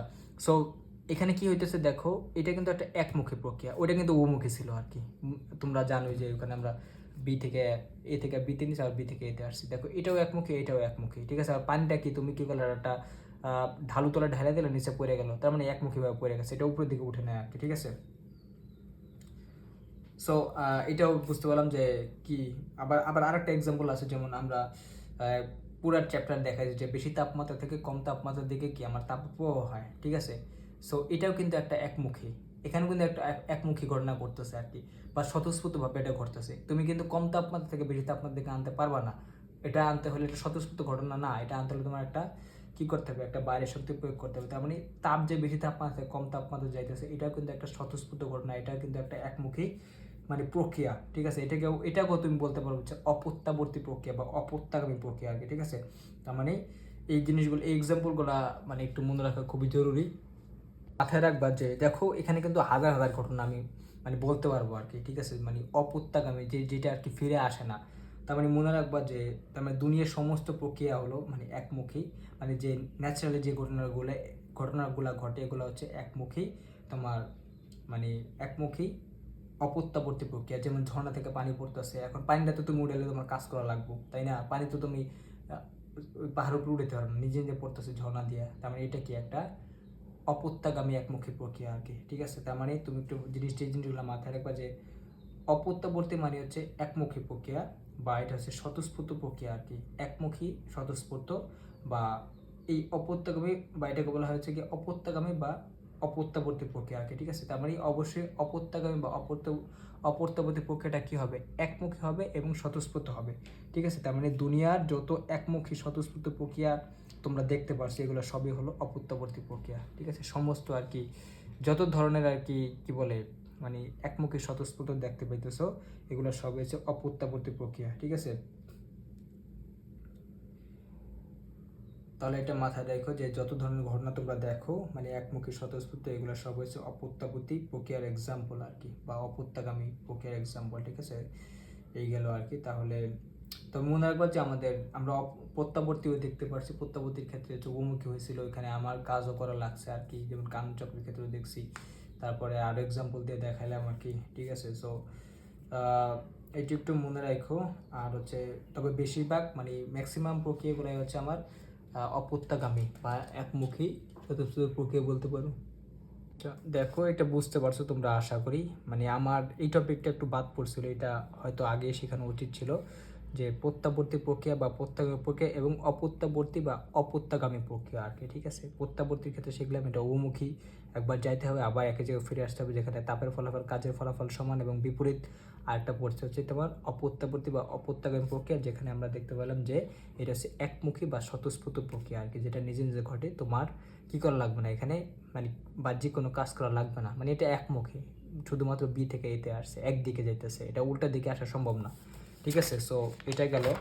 এখন এই দুইটা জিনিস শেখার মূল উদ্দেশ্য হলো, আমরা তো এন্ট্রপি পড়ছিলাম যে শরীর তাপের হার আর বর্জিত তাপের হার দিয়ে আমরা এন্ট্রপি নির্ণয় করে এন্ট্রপি পরিবর্তন নির্ণয় করতে পারি।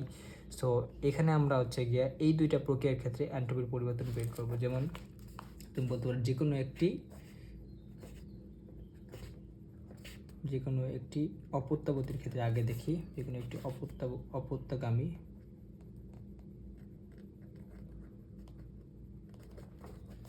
প্রক্রিয়ায় ওকে এন্ট্রপি পরিবর্তন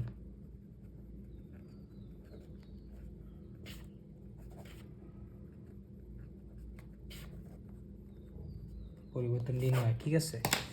সো আমরা মোটামুটি এন্ট্রপি সম্বন্ধে আর কি একটা ধারণা পাইছি আগে থেকেই, তার মানে ইনিশিয়াল একটা ধারণা। যেমন আগের এক্সাম্পলটা যদি দিই, দেখো আমরা অপ্রত্যাগামীর ক্ষেত্রে জানি এটা হচ্ছে কি একমুখী স্বতঃস্ফূর্ত, মানে নিজে নিজে ঘটবে আর কি, ঠিক আছে।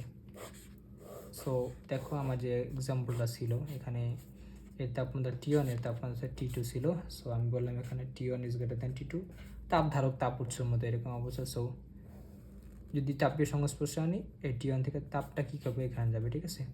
সো এইটাতে T1 থেকে যেহেতু তাপমাত্রা বেশি এখান থেকে এখানে যাবে আর কি, ঠিক আছে। সো এখন দেখো যে কি বললাম যে যত মানে তাপ প্রবাহটা ততক্ষণ চলবে যতক্ষণ না ওদের তাপমাত্রা সমান না হয় আর কি, তাপমাত্রা সমান হলে তাপের সমাবস্থায় চলে যাবে। সো এই যে ঘটনাটা এটা হচ্ছে আমার কি, এটাকে বলা হচ্ছে অপ্রত্যাগামী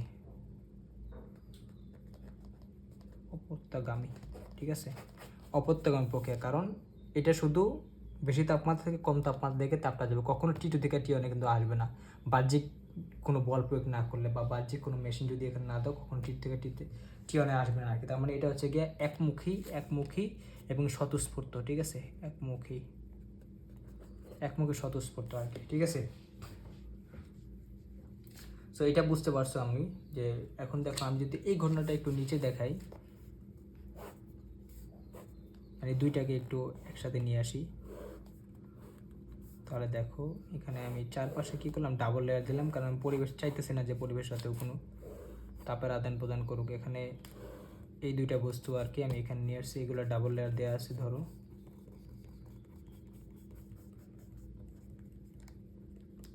ডাবল লেয়ার দেওয়া থাকলে ওর তাপমাত্রা ছিল T1, ওর তাপমাত্রা ছিল হচ্ছে T2, ঠিক আছে। আমি জানি, সো আমি যেহেতু বলছি যে T1 এর তাপমাত্রা বেশি আর T2 তাপমাত্রা কম, তাহলে অবশ্যই এখান থেকে মানে কি হবে, আমার দ্বিতীয় পরিমাণ তাপ কিন্তু ওর কাছে যাবে, মানে T1 থেকে T2-তে যাবে আর কি, ঠিক আছে। তার মানে দেখো ডিকিউটা কি, এখানে দেখো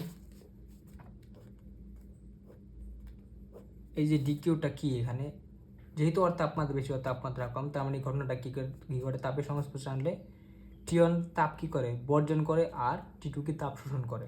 তার মানে T1 কি তাপটা, মানে T1 থেকে তাপের প্রবাহটা T2-র দিকে চলবে আর কি। তার মানে T1 এর বর্জিত তাপ হচ্ছে আমার ডিকিউ, আর T2 এর শোষিত তাপ হচ্ছে আমার ডিকিউ। দেখো বুঝছো কিনা।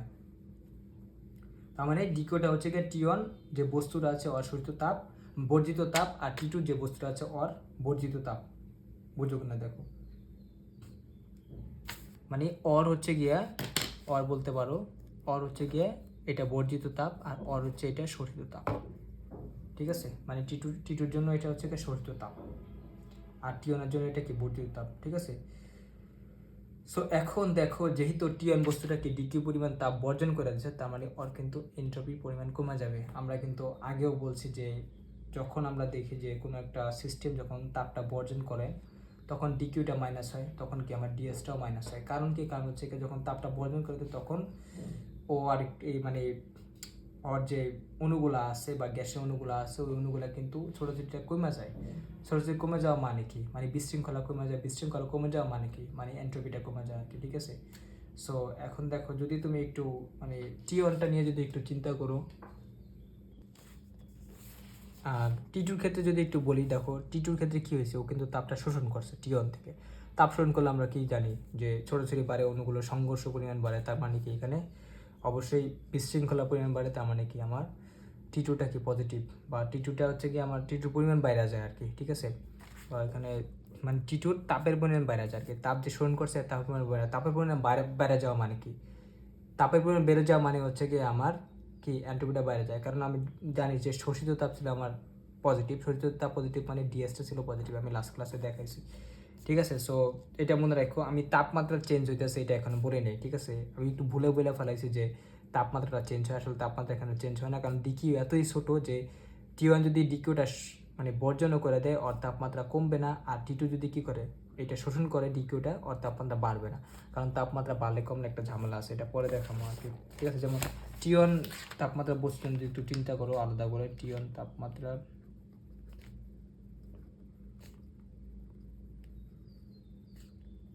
বস্তুর জন্য, ঠিক আছে, আমরা এন্ট্রপি পরিবর্তন বের করবো আর কি। কী করতেছে, একটা অপ্রত্যাবর্তী প্রক্রিয়া এন্ট্রপি পরিবর্তন দেখতেছি। দেখো মানে দুইটা ঘটনাটা যোগ করলে কি আসে ওটাই দেখবো আর কি। দুইটা তো T1 তাপমাত্রা বস্তু কিন্তু ও কিন্তু কী করছে, তাপটা বর্জন করেছে। তাহলে তুমি বলতে পারো যে T1 তাপমাত্রায় T1টা চেঞ্জ হয় না, T1 তাপমাত্রা কি তাপ বর্জন করে, বর্জন করে ডিকিউ পরিমাণ। তাহলে এন্ট্রপির পরিবর্তনের সংজ্ঞা যদি যায় তাহলে কি তোমার বর্জিত তাপের হার লাগবে একক তাপমাত্রায় তাপ বর্জন করে ডিকিউ বাই টি পরিমাণ, T1 পরিমাণ, ঠিক আছে। সো এই যে এটি হচ্ছে আমার বর্জিত তাপের হার, এটাকে বলে সুতরাং বর্জিত তাপের হার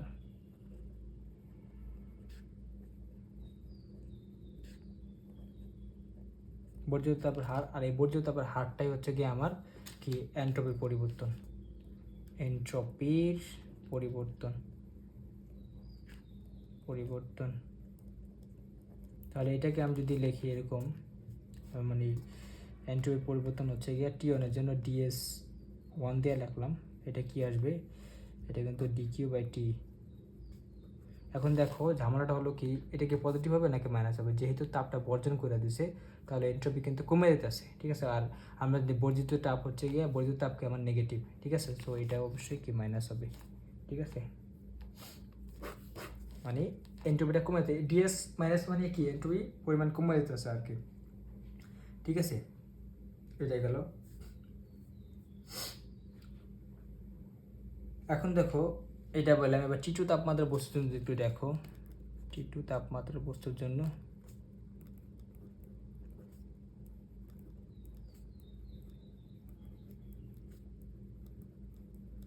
টি টু তাপমাত্রা বস্তুর জন্য কী দাঁড়ায়, এখন দেখো ও কিন্তু তাপটা শোষণ করছিল আর কি। তাহলে তুমি বলতে পারো যে টি টু তাপমাত্রায় কী করছে, টি টু তাপমাত্রায় ও কী করছে, তাপ শোষণ করে কতটুকু ডিকিউ পরিমাণ। সুতরাং একক তাপমাত্রায় ও কী পরিমাণ তাপ শোষণ করবে, ডিকিউ বাই টি টু। এটা হচ্ছে কি আমার শোষিত তাপের হার, শোষিত তাপের হার, যা কিনা এন্ট্রপি পরিবর্তন।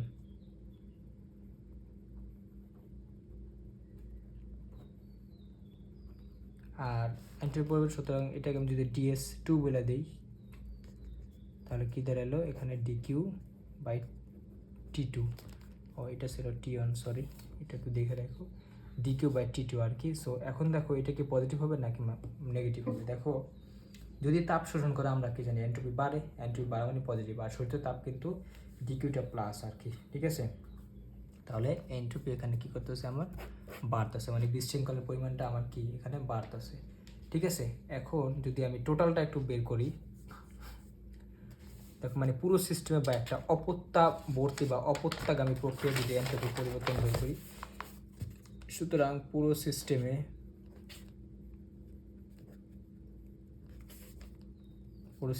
কি এন্ট্রপি পরিবর্তন,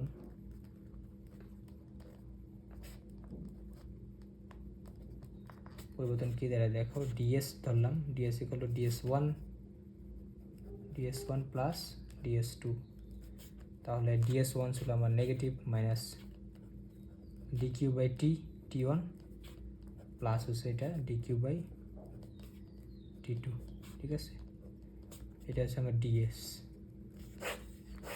এটা ছিল আমার সমীকরণ নম্বর, ধরো আমি দিলাম কত, ধরো 1 দিলাম, কোনো সমস্যা নেই। আচ্ছা এটা সমীকরণ নম্বর 3 দিই, কারণ এখানে তো আমার আরও দুটো সমীকরণ আসলে, এটাকে যদি সমীকরণ নম্বর 1 দিই, এটা সমীকরণ নম্বর 2, তাহলে সমীকরণ নম্বর 3 হলো মানে একটা অপত্যাবর্তী বা অপত্যাগামী পক্ষে এন্ট্রপি পরিবর্তন আসছে হচ্ছে এইটা। এখন তোমাকে কিছু জিনিস চিন্তা করতে হবে আর কি। তাহলে দেখো এখানে আমি তো এটা পাইলাম আর কি, একটা অপত্যাবর্তী বা অপত্যাগামী পক্ষে এন্ট্রপি পরিবর্তন আর কি। সো এখন এখানে যে ঘটনাটা ঘটছে দেখছি যে টি ওয়ানের কি এন্ট্রপি কমে গেছে, টি টু এর এন্ট্রপিটা কি বাইরে গেছে আর কি, ঠিক আছে। আর পুরো সিস্টেমের এন্ট্রপি পরিবর্তন আসছে এইটা আর কি। সো এখন এটা থেকে আমি কিছু বুঝতেছি না, বা এটা কি এন্ট্রপি কি পুরো সিস্টেমে বাড়ছে নাকি পুরো সিস্টেমে কমছে, আমি বুঝতে পারতেছি না। যদিও ও তাপ ছাড়ছে, ও কি তাপ গ্রহণ করছে, সো ফলে কি ঘটছে আর কি, এন্ট্রপি বাড়ছে নাকি কমছে, ঠিক আছে। একটা অপত্যাগামী বা অপত্যাবর্তী প্রক্রিয়া আর কি, ঘটনাটা কি ঘটে আর কি, এন্ট্রপি বাড়ে নাকি কমে আর কি। সো এটা যদি একটু জানতে চাই, দেখো এখানে আমাদের এই টি ওয়ান যে টি টু উপরে কিন্তু ডিকিউ আছে, ওইটা নিয়ে চিন্তা করা দরকার। এখান থেকে টি ওয়ান আর টি টুর মধ্যে বড় ছিল কে ছিল, টি ওয়ানটা বড় ছিল, কারণ টি ওয়ানটা বড় ছিল দেখেই তো এখান থেকে তাপটা ওর কাছে গেছে বা এখান থেকে ওর কাছে গেছে। তো টি ওয়ানটা ছিল বড়। তো এখন দেখো মানে দুইটা কিন্তু সমান না, অবশ্যই সমান হলে কিন্তু ধরা খাই যেতাম, এখানে 0 হয়ে যেত আর কি। সো এখানে কিন্তু আমার দুইটা কিন্তু সমান না, সমান না থাকলে এখন দেখো বিষয়টা কী দাঁড়ায়, এখানে উপরে কিন্তু ডিকিউ আছে, মানে বিষয়টা এরকম যে 5:2 এরকম একটা, মানে 5-2 থেকে বড় এরকম একটা আসছে, ঠিক আছে। সো এখন দেখো আমি যদি এটাকে 1/, করে দিই, যদি এইরকম একটা ঘটনা 1/, মানে 5 যে 2 থেকে বড়, এটাকে আমি 1/, করে দেবো, তাহলে 1/, করে দিলে কি আসে, দেখো 1/5, 1/, করে দিলে কিন্তু আমার মানে চিহ্নটা কিন্তু উল্টে যাবে, মানে অসমতা চিহ্ন চেঞ্জ হয়ে যায়, 1/2, ঠিক আছে। মানে হাফটা কিন্তু 1/5 থেকে বড়, ঠিক আছে। মানে এটাই বুঝাইলাম যে 5 থেকে 2 যদি আমার বড় হয়, তাহলে এটাকে 1/, করে দিলে মানে 1/5টা কি হাফ থেকে ছোট হবে আর কি, মানে চিহ্নটা উল্টে গেছে আর কি, অসমতার চিহ্নটা উল্টে যাবে আর কি, ঠিক আছে, যদি 1/, করে দেয় আর কি, ঠিক আছে। সো দেখো এখন যদি এরকম হয় যে টি ওয়ান থেকে যদি টি টু থেকে বড় হয়, তাহলে 1/T1 যদি 1/, করে দেয়, তাহলে কিন্তু এরকম হয়ে যাবে 1/T1 is greater then 1/T2, ঠিক আছে। দেখো বুঝবে না, মানে 1/, করে দিয়েছি দেখে আমার চিহ্নটা উল্টে গেছে আর কি, ঠিক আছে। সো এখন 1/, করে যদি ওদেরকে একটু ডিকিউ দ্বারা গুণ করে দিই, তাহলে কি দ্বারা দেখো মানে এখান থেকে আসতেছি তোরা এরকম আর কি, যদি ওদের কী করে আমি একটু ডিকিউ দ্বারা গুণ করে দিই, তাহলে কি দাঁড়ায় যে DQ divide T1 is greater then DQ T2 এরকম দাঁড়ায়, ঠিক আছে। এটা ধরো 4 নম্বর সমীকরণ আমার, হ্যাঁ, DQ by T1 is greater than কি DQ by T2, DQ by TN ইজলে মানে ডিকিউ বাই টি টু এর হচ্ছে বড়ো, মানে এটা গ্রেটার দেন এটা বা এটা লেস দেন এটা আর কি, ঠিক আছে। সো এখন দেখো, এখন এটা যদি বড় হয়, দেখো ডিকিউ বাই টি টু এটা বড়ো, মানে ডিকিউ বাই টি টুটা বড়ো আর ডিকিউ বাই টি ওয়ানটা হচ্ছে ছোটো, মানে মাইনাস মানটা ছোটো। তাহলে দেখো কি দ্বারা,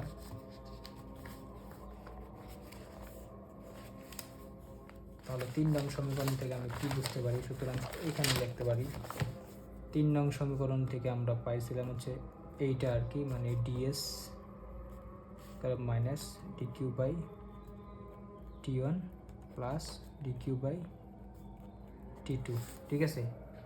দেখো কি দাঁড়ায়, তাহলে যেহেতু এইটা হচ্ছে আমার ছোট, এটা হচ্ছে আমার বড়, ছোটোর মাইনাসে ছোটোর সামনে মাইনাস আছে, মানে ও নেগেটিভ ও পজিটিভ, তাহলে বড়টা থেকে যদি ছোটোটা বিয়োগ হয়ে যায় মানটা কি আসবে, অবশ্যই প্লাস আসবে। তাহলে আমার এখানে ডিএসটা আসছে প্লাস, ঠিক আছে। তোমরা আশা করি বুঝতে পারছো আমি কীভাবে বুঝাইছি, টি ওয়ান আর টি টু দ্বারা বুঝাইছি আর কি। কারণ উপরটা নিয়ে চিন্তা করে না, দুটোই ডিকিউ আছে, কিন্তু এখানে টি ওয়ানটা কি আমার ছিল বড়, যার কারণে ভাগফলটা ছোটো হয়ে গেছে, আর এখানে কি টি টুটা ছিল ছোট, যার কারণে আমার কি ভাগফলটা কি বড় হয়ে গেছে আর কি, যার কারণে প্লাসটা, অর্থাৎ মানে ডিএসটা আসছে প্লাস, ঠিক আছে। তার মানে যে জিনিসটা মনে রাখবা যে একটা অপত্যাগামী প্রক্রিয়ায় এন্ট্রি পরিবর্তন সর্বদা ধনাত্মক হয়, মানে ডিএসটা অলওয়েজ প্লাস, মানে যে কোনো একটা অপত্যাগামী বা অপত্যাবর্তী প্রক্রিয়ায় আমার ডিএসটা অলওয়েজ প্লাস হবে। মানে কি কত কিছু দেখা যায়, দেখো কতগুলো এক্সাম্পল বলছি যে বেশি তাপমাত্রা থেকে কম তাপমাত্রা দেখেছে একটা অপত্যাগামী, তারপরে কি আমার উপরে থেকে নিচে একটা বস্তু পড়তেছে নিজে নিজে, এটাও একটা অপত্যাগামী, ঝর্ণায় পানি পড়তেছে এটাও অপত্যাগামী বা অপত্যাবর্তী, তারপরে ওই যে বরফ থেকে আর কি পানিতে পরিণত হয়েছে, এটাও একটা অপত্যাগামী প্রক্রিয়া আর কি। সো এই ক্ষেত্রে সবসময় আমার কি ডিএসটা কিন্তু প্লাস হইতেছে, মানে একটা একমুখী স্বতঃস্ফূর্ত অপত্যাগামী প্রক্রিয়া কি আমার, মানে কি আমার হচ্ছে এন্ট্রি পরিবর্তন সর্বদা ধনাত্মক হয়, ঠিক আছে। এখন দেখো যেহেতু আমার ডিএসটা প্লাস, তার মানে এটা দ্বারা আমি কি লিখতে পারি, সুতরাং ডিএস ইজ গ্রেটার দেন 0, ঠিক আছে। মানে এটা হচ্ছে 0 থেকে বড়, ঠিক আছে। সো 0 থেকে বড় হলে দেখো এটা ডিএস মানে কি S two minus S one is greater than 0, মানে এরকম ধরলাম যে সিস্টেমে আমার ফার্স্টে, মানে সিস্টেমে আমার প্রাথমিক অবস্থা ছিল এস ওয়ান, মানে প্রাথমিক অবস্থা ছিল এস ওয়ান ছিল, পরবর্তীতে যেহেতু তাপের সংস্পর্শে আসছে, সো তাপের আদান প্রদান হয়েছে, মানে কি এন্ট্রপি বাড়ছে বা কমছে যে কোনো একটা করোনা, পরবর্তীতে এস টু, ঠিক আছে। তো যেহেতু আমার কী হয়েছে এস ওয়ান থেকে এস টুটা বড়ো হবে, এইরকম একটা ঘটনা আর কি।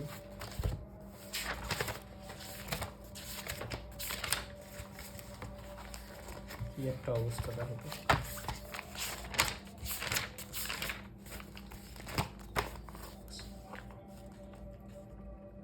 তাহলে দেখো S two is greater than S one, ঠিক আছে। এদের কী বুঝলাম, মানে আমার সিস্টেমে কিন্তু এন্ট্রপির পরিমাণ বাড়ছে, ঠিক আছে। যদি প্রাথমিকত এস ওয়ান থাকে, পরবর্তীতে তাপের আদান প্রদানের ফলে সে এন্ট্রপি পরিবর্তন হয় এস টু হয়েছে, তাহলে অবশ্যই কি আমার এস টুটা বড়, ঠিক আছে। সো দেখো মানে এস ওয়ান আর এস টু এর মান কিন্তু আমরা জানি না, আমরা কিন্তু এদের পরম এন্ট্রপির মান জানি না, এস টু এর মান জানি না, এস ওয়ানের মানও কিন্তু জানি, কিন্তু আমরা এতটুকু বুঝতে পারছি এখানে এন্ট্রপিটা বৃদ্ধি পাচ্ছে আর কি, ঠিক আছে। বা এসটা কিন্তু আমার বাড়ছে, ঠিক আছে, মানে এসটা বাড়ছে, ঠিক আছে। সো মানে এস এস এস বাড়া মানে কি আমার বিশৃঙ্খলার পরিমাণটা কিন্তু আমার এখানে বাড়বে আর কি, ঠিক আছে। তুমি মনে রাখবা যে দুনিয়াতে সব মানে একমুখী প্রক্রিয়া, তো আমরা জানি যে মানে দুনিয়াতে যে সমস্ত একমুখী প্রক্রিয়া আছে বা অপত্যাবর্তী প্রক্রিয়া আছে, মানে বেশি তাপমাত্রা থেকে কম তাপমাত্রা থেকে তাপ প্রবাহ চলে, যার ফলে কি এন্ট্রপির আমার পরিবর্তনটা কিন্তু প্লাস, মানে হলে এন্ট্রপি আমার বৃদ্ধি পাচ্ছে আর কি, ঠিক আছে। সো এটা একটু মানে বোঝানোর দরকার ছিল যে দুনিয়াতে যত সকল একমুখী স্বতঃস্ফূর্ত প্রক্রিয়া আছে, মানে অপত্যাগামী প্রক্রিয়া, এগুলোতে কী হয়, আমার এন্ট্রপির পরিমাণ কিন্তু আমার বাড়তেই থাকে, মানে এন্ট্রপি পরিমাণ আমার বাড়ে, কারণ এখানে প্রাথমিক অবস্থায় দেখছিলাম এস ওয়ান ছিল আমার এন্ট্রপি, পরে কী হয়েছে যে আমি কী করছি দুইটার একটা তাপীয় সংস্পর্শে আনছি, যার ফলে দেখছি তাপের মানে বেশি তাপমাত্রা থেকে কম তাপমাত্রা তারপর আদান প্রদান হইতেছে, প্রবাহিত হইতেছে, যার ফলে কি এখানে আমার এন্ট্রপিটা বাড়তেছে আর কি, মানে এস টুটা বাড়তেছে আর কি। তার মানে কি এখানে মানে এন্ট্রপি পরিবর্তন হয়েছে, আগে এস ওয়ান ছিল এখন এস টু হয়েছে, মানে এন্ট্রপি পরিবর্তন হয়েছে প্লাস, মানে ডিএসটা প্লাস, ডিএস প্লাস মানে কি দিস প্লাস মানে আমার S2টা বড়, মানে হচ্ছে আমার এন্ট্রপির কি এন্ট্রপিটা বাড়তেছে আর কি, ঠিক আছে। সো এখন দেখো যে জিনিসটা বলবো সেটা হচ্ছে ঘটনাটা কি ঘটে। দেখো দুনিয়াতে আমরা যত সকল আর কি মানে স্বতঃস্ফূর্ত প্রক্রিয়াগুলো দেখছি, যেমন ধরো হচ্ছে গিয়া মানে দেখছি যে বেশি তাপমাত্রা থেকে কম তাপমাত্রা থেকে সব জায়গায় প্রবাহিত হয় তাপে। যেমন চা চা যদি তুমি বাইরে নিয়ে যাও গরম চা, এটা কিন্তু যেহেতু বেশি তাপমাত্রাও কী করতেছে পরিবেশে কম তাপমাত্রা কি তাপটা ছেড়ে দিতেছে, ঠিক আছে।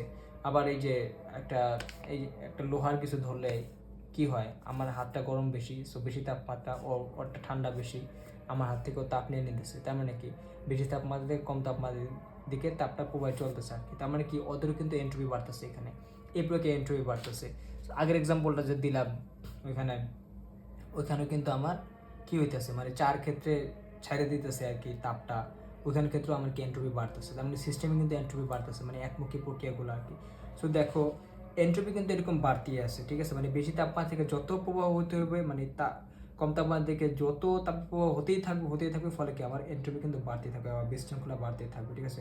আর বাড়তে বাড়তে যতক্ষণ না তারা তাপীয় সাম্য অবস্থা পৌঁছায় ততক্ষণ কিন্তু আমার এন্ট্রপি কিন্তু বাড়তেই থাকবে, ঠিক আছে। তার মানে কি যেটা বললাম, যতক্ষণ T1 = T2 হয় তত কিন্তু আমার তাপপ্রবাহ চলবে, মানে বেশি তাপমাত্রা থেকে কম তাপমাত্রা থেকে তাপপ্রবাহ হতেই থাকবে যতক্ষণ না দুজনের তাপমাত্রা সমান হয়।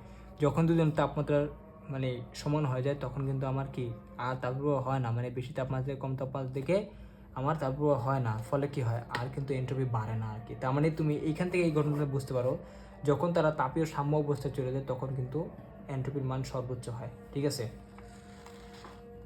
তো যাই হোক, তাহলে বুঝতে পারলাম যে কি হয় একটা মানে একমুখী স্বতঃস্ফূর্ত প্রক্রিয়ায় বা একটা অপত্যাগামী প্রক্রিয়ায় কি করে আমার এন্ট্রপি কিন্তু বাড়তে থাকে, ঠিক আছে। মানে কারণ হচ্ছে কি আমরা যখন হচ্ছে দেখা যায় এখানে ওদেরকে তাপীয় সংস্পর্শে আনি তখন বেশি তাপমাত্রা কম তাপমাত্রা তাপ প্রবাহ হয়। তো তাপের প্রবাহ যত হতে থাকে তাপ প্রবাহ যত হতে থাকে আমার কি এন্ট্রপি কিন্তু বাড়তে থাকে আর কি, ঠিক আছে। সো এটা কতক্ষণ আর কি তাপের প্রবাহটা হয় আমরা জানি যতক্ষণ না ওরা সাম্য অবস্থা পৌঁছে, যখন ওরা সাম্য অবস্থা পৌঁছে যায় তখন কি হয় T1 আর T2 সমান হয়ে যায়, তখন আর কি তাপের প্রবাহ হয় না, তাপ প্রবাহ না হলে আর এন্ট্রপি বাড়ে না। তার মানে আমরা বুঝতে পারলাম যে যখন T1 = T2 হয় তখন কিন্তু আবার এন্ট্রপিটা সর্বোচ্চ হয় আর কি, ঠিক আছে। মানে এসটা আমার সর্বোচ্চ হয় আর কি, ঠিক আছে। সো এটা বুঝতে পারলাম যে ডিকিউ যতক্ষণ আর কি প্রবাহিত হতে থাকবে ততক্ষণ কিন্তু আমার কি এন্ট্রপির পরিবর্তনটা প্লাস হবে, মানে এন্ট্রপিটা কিন্তু আমার বাড়তেই থাকবে আর কি, মানে আপ আনটিল T1 = T2 আর কি, ঠিক আছে। সো যখন আর কি T1 = T2 হয়ে যাবে তখন কিন্তু আর আমার তাপপ্রবাহ হবে না, ফলে কিন্তু আমার তোমার কি ওখানে আর এন্ট্রপি বাড়বে না। তার মানে আমি বলতে পারি যে তাপীয় সাম্য অবস্থায় কি এন্ট্রপির মানটা সর্বোচ্চ হয় আর কি। সো এই জিনিসটা একটু মাথায় রাখতে হবে, মানে এন্ট্রপির মান সর্বোচ্চ হয় মানে কি বিশৃঙ্খল মানও কিন্তু সর্বোচ্চ হয় আর কি, ঠিক আছে। সো এটা একটু বুঝে রাখো যে আরেকটা কথা মনে রাখবো, মানে আমি যদি প্রিভিয়াস মানে প্রিভিয়াস যে টেক্সটগুলো বা টপিকগুলো আছে এগুলোর সাথে একটু রিলেট করি, তাহলে দেখো আমরা বলছিলাম যে তাপীয় সাম্য অবস্থা পৌঁছে গেলে তখন কিন্তু ওই তাপ আর প্রবাহিত হয় না, প্রবাহিত না হলে ওই তাপকে কাজে পরিণত করা যায় না। তাহলে আরেকটা জিনিস হয়েছে যে আমরা এখানে বুঝতে পারলাম যে তাপীয় সাম্য অবস্থায় যখন পৌঁছায় তখন এন্ট্রপির মান সর্বোচ্চ হয়, আর এন্ট্রপির মান যখন সর্বোচ্চ হয় তখন ওই তাপকে আর কাজে পরিণত করা যায় না, কারণ ওই তাপ তো প্রবাহিত হচ্ছে না। কারণ মনে রাখবো এন্ট্রপি যখন সর্বোচ্চ তখন আর কখনোই তাপকে কি কাজে পরিণত করা যায় না। কারণ আমরা দেখছিলাম যে 7,000 থেকে কি হয়েছিল 2,000 জুল প্রবাহিত হয়েছিল, আর ফলে কি হয়েছিল 5 হয়ে গেছিলো 5,000, কিন্তু ওদের টোটাল কিন্তু সিস্টেম 10,000ই জুল 10,000 তাপে ছিল, 10,000 জুল তাপে ছিল, কিন্তু ওই তাপটা কি কখনোই আর আমরা কি কাজে পরিণত করতে পারবো না। কারণ ওই যে 5,000 থেকে 2,000 গিয়া মানে 7,000 থেকে 2,000 গিয়া 5,000 হয়েছিল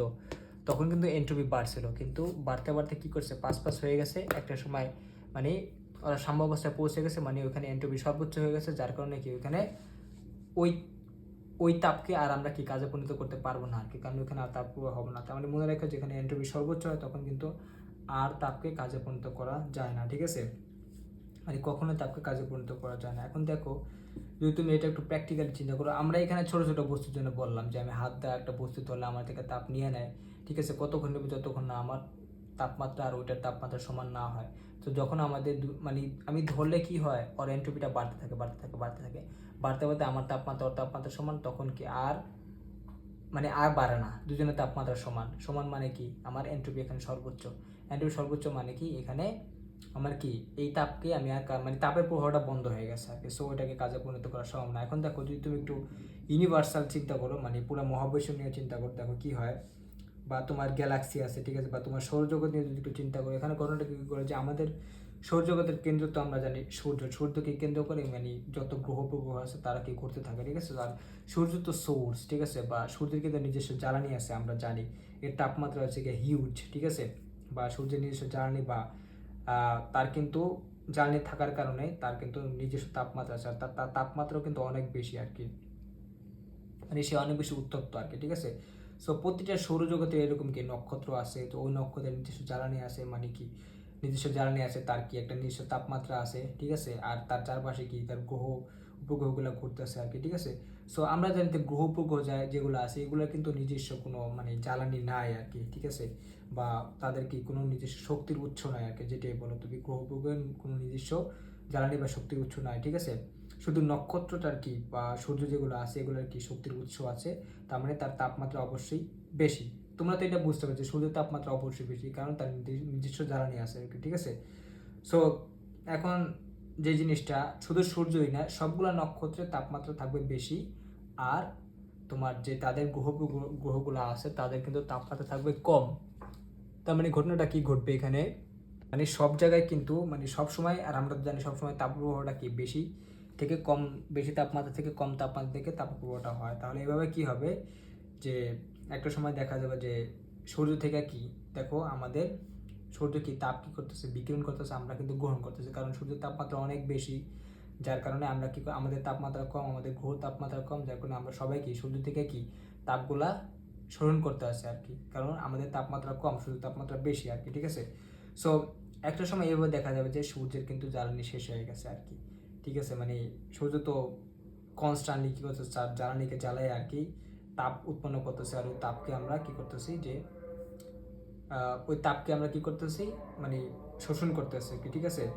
সো দেখো ঘটনাটা কি হয় যে সূর্য থেকে কি কম তাপমাত্রা বা কম তাপমাত্রা যে গ্রহগুলো আছে এগুলো এখানে কি হচ্ছে আমার তাপপ্রবাহ হচ্ছে, ঠিক আছে। সো একটা সময় দেখা যাবে যে দেখো এখানে তো তাপপ্রবাহ হইতেছে, মানে হইতে আসছে, হচ্ছে মানে তাপপ্রবাহ হলে কি হয় আমাদের কিন্তু এন্ট্রপি কিন্তু বাড়তেছে, এন্ট্রপি কিন্তু বাড়তেছে, তার মানে তাপপ্রবাহ হতে হতে একটা সময় দেখা যাবে কিন্তু সূর্য জ্বালানিও কিন্তু শেষ হয়ে গেছে আর কি, ঠিক আছে।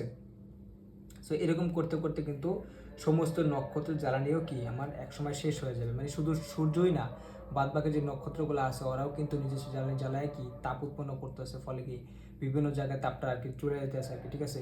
সো বা বেশি তাপমাত্রা থেকে কম তাপমাত্রা থেকে তারপর হইতেছে আর কি। সো হতে হতে একটা সময় কি হবে এই মহাবিশ্বের সব কিছু তাপমাত্রা আর কি সমান হয়ে যাবে আর কি, ঠিক আছে।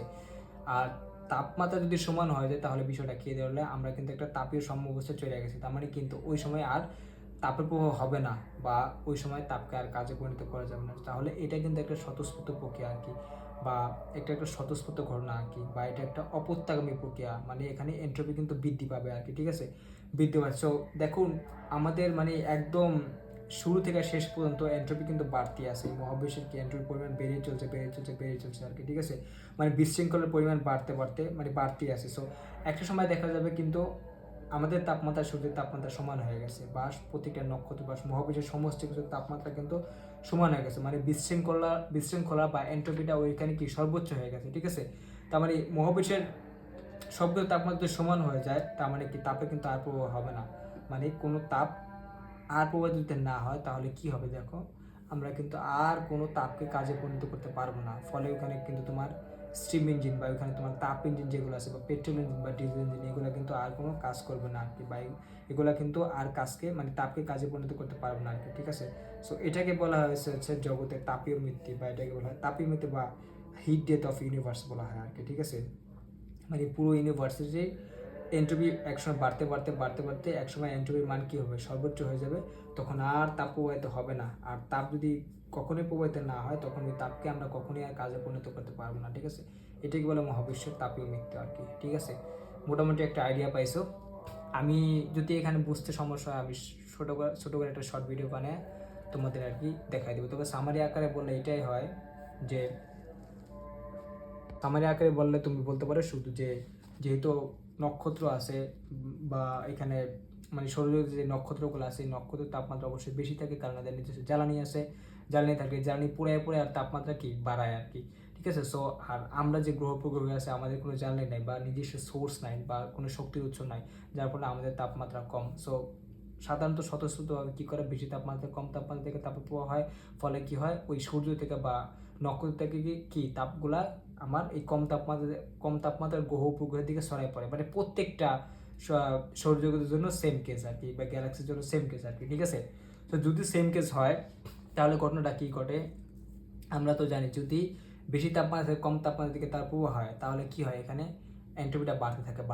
সো একটা সময় দেখা যায় সূর্য জ্বালানি শেষ হয়ে যাবে আর কি, মানে পুরাইতে সূর্য জ্বালানি যদি শেষ হয়ে যায় তাহলে কি হবে, আর কি সূর্য থেকে তাপের প্রবাহটা আসবে না বা সূর্যের তাপমাত্রা কি আর বাড়বে না আর কি। সো তাপ যখন আর জ্বালানি শেষ হয়ে যাবে তখন কি আমার মানে ঘটনাটা একসাথে ঘটবে, কি ঘটবে যে এন্ট্রপি তো এখানে বাড়তে কি হবে, আমি তো তাপ শোষণ করতেছি, করতে আমার তাপমাত্রা আর সূর্যের তাপমাত্রাকে একটা সময় দেখবো যে সমান হয়ে যাবে, বা কি হবে যে সূর্য জ্বালানি এক সময় শেষ হয়ে যাবে, ঠিক আছে। সো সূর্য জ্বালানি যখনই শেষ হয়ে যাবে তখন তো সূর্য আর তাপ বিকিরণ করতে পারবে না, আমি আর তাপ শোষণ করতে পারবো না, তখন কিন্তু আর তাপপ্রবাহ হবে না। বা এরকম বলতে পারো যে আমার কি এন্ট্রপি বাড়তে একটা সময় কি সূর্যের তাপমাত্রা আমার তাপমাত্রা সমান হয়ে যাবে, তার মানে এন্ট্রপিটা বাড়তে এন্ট্রপিটা সর্বোচ্চ হয়ে যাবে। সো এন্ট্রপি যখন সর্বোচ্চ হয়ে যায় তখন তাপের আর কোনো প্রভাব হবে না, মানে পুরো মহাবিশ্বের তাপের আর কোনো প্রভাব হবে না। তার প্রভাব না হওয়া মানে কি, এই তাপকে আর কাজে পরিণত করতে পারবে না। তার মানে তুমি যতই স্টিম ইঞ্জিন, যতই তাপ ইঞ্জিন, যতই পেট্রোল ইঞ্জিন, ডিজেল ইঞ্জিন ব্যবহার করো না কেন, ওই সময় আমরা কোনো তাপকেই আর কাজে পরিণত করতে পারবো না আর কি। সো ওইটাকেই বলা হয় আর কি মহাবিশ্বের তাপীয় মৃত্যু, ঠিক আছে। সো এটা একটু মাথায় রেখো। আচ্ছা, এটা যদি বুঝে থাকো তাহলে আমরা একটা অপত্যাগামী প্রক্রিয়ার জন্য আমরা দেখতে পাইছি তোমার এন্ট্রপি পরিবর্তন দেখতে পাচ্ছি, যেটা অলওয়েজ প্লাস আসে, মানে এন্ট্রপি শুধু বাড়েই। এখন আমরা দেখবো একটা প্রত্যাগামী প্রক্রিয়ার জন্য এন্ট্রপি পরিবর্তন, ঠিক আছে। যেমন দেখো, তুমি বলতে পারো যে কোনো একটা প্রত্যাগামী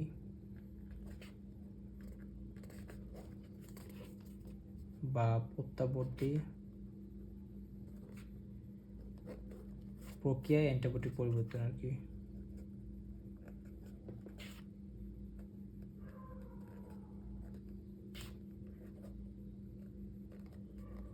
ঠিক আছে, প্রত্যাবর্তী বা প্রত্যাগামী প্রক্রিয়া এন্ট্রপি পরিবর্তন, ঠিক আছে। সো আমরা এটা সবচেয়ে ভালো এক্সাম্পল হলো তোমার কার্নোচক্র, কারণ কার্নোচক্র যেহেতু তোমাদের আগে পড়াইছি আর কি।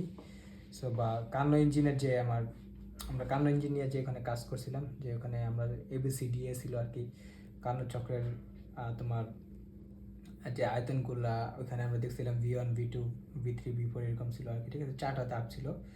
সো এখানে তোমার প্রথম ধাপে কি হয়েছিল যে A থেকে B তে গেছিলো, ওখানে সমষ্ণ পোষণ হয়েছিল আর কি, যেখানে আমার তাপমাত্রা ধ্রুবক ছিল। তারপরে তোমার B থেকে C তে গেছিলো আর কি, যেটা ছিল হচ্ছে তোমার কি বলে যে তাপমাত্রা পরিবর্তন হয়ে গেছিল, যে রুদ্রতাপীয় পোষণ। তারপরে আবার কি হয়েছিল, C থেকে D তে আসছিল, যেটা ছিল হচ্ছে সমষ্ণ সংকোচন। তারপরে আবার কি তোমার যেখানে তাপমাত্রা ধ্রুবক ছিল তোমার T2 তে আবার কি হয়েছে যে রুদ্রতাপীয় সংকোচন ছিল একটা, মানে D থেকে এতে আসছে, ঠিক আছে। সো এই জিনিসগুলো একটু তোমরা একটু মনে করার চেষ্টা করো।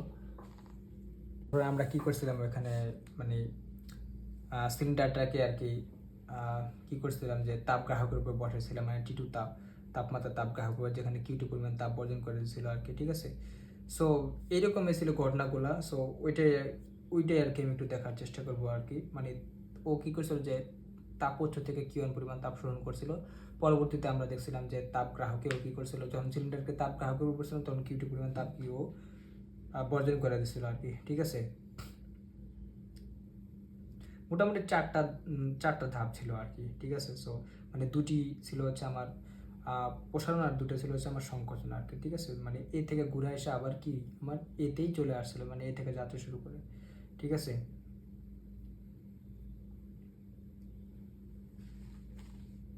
সো চক্রটা যদি একটু দেখো তোমরা, মানে আগের চিত্র আগে যদি একটু মনে করার চেষ্টা করো, এরকম ছিল। দেখো ছোট করে একই কান্নর চক্র, এদিকে ছিল আমার V, এদিকে ছিল আমার P, ঠিক আছে। সো প্রথমে ছিল এরকম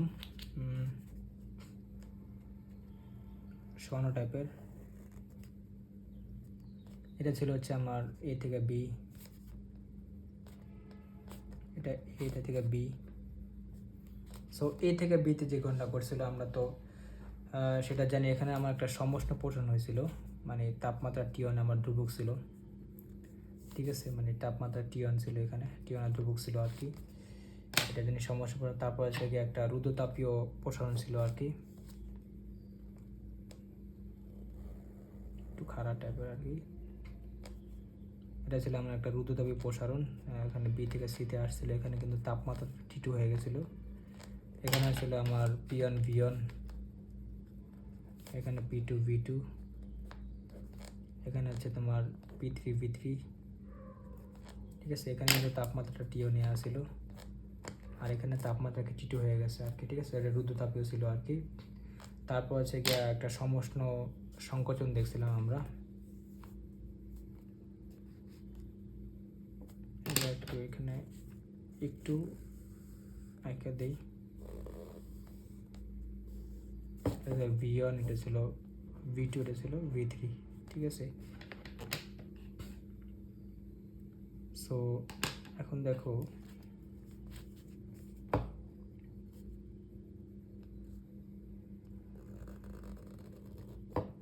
এটা ছিল ধরো আমার সি থেকে ডি, এটা ছিল হচ্ছে গিয়ে সমষ্ণ সংকোচন আর কি, যেখানে এটা এখানে ছিল হচ্ছে পি4 ভি4, যেখানে কিন্তু তাপমাত্রা টি2তে ধ্রুবক ছিল, টি2 ধ্রুবক ছিল, এটা আমরা দেখছি। এটা হচ্ছে আমার ভি4, ঠিক আছে। সো ভি4 থাকলে এরপর লাস্টে আমি কী করছিলাম, তোমার আরেকটা রুদ্রতাপীয় সংকোচন করছিলাম,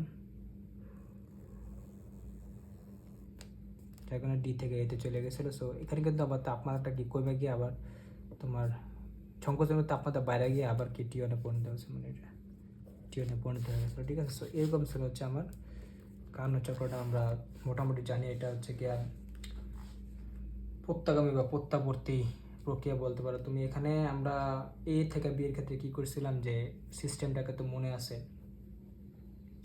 তোমার একটা ইসের উপর রাখছিলাম আর কি, মানে এরকম একটা অবস্থা,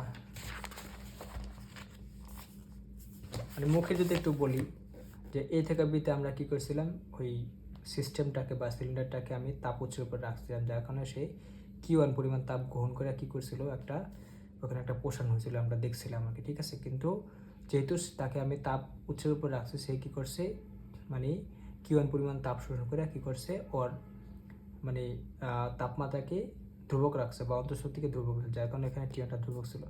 তারপরে আমি কি করছিলাম, 2 নাম্বার ধাপে, যেটা হচ্ছে গিয়া তোমার বি থেকে সিতে, যেখানে কি হয়েছিল যে আমি একটা মানে প্রসারণ করছিলাম, তবে ওইটাকে আমি কিসের উপর রেখে, মানে সিঙ্কের উপর রেখে, বা সরি ওইটা সে অন্তরকের ব্লকের উপর রাখছিলাম বি থেকে সিতে, তোমাদের মনে আছে তো। তখন আমি কি প্রসারণ যখন করছিলাম, তখন কিন্তু অন্তর্শক্তিতে খরচ হয়ে গেছিলো, ফলে তাপমাত্রা কমে গেছিলো, তাপমাত্রা কমে টি1 থেকে টি2 হয়ে গেছিলো। তারপরে আমি কি করছিলাম, এই সম্পূর্ণ এইটাকে আয়না, মানে সিলিন্ডারটাকে আয়না কী করছিলাম, তাপগ্রাহকের উপর বসেছিলাম।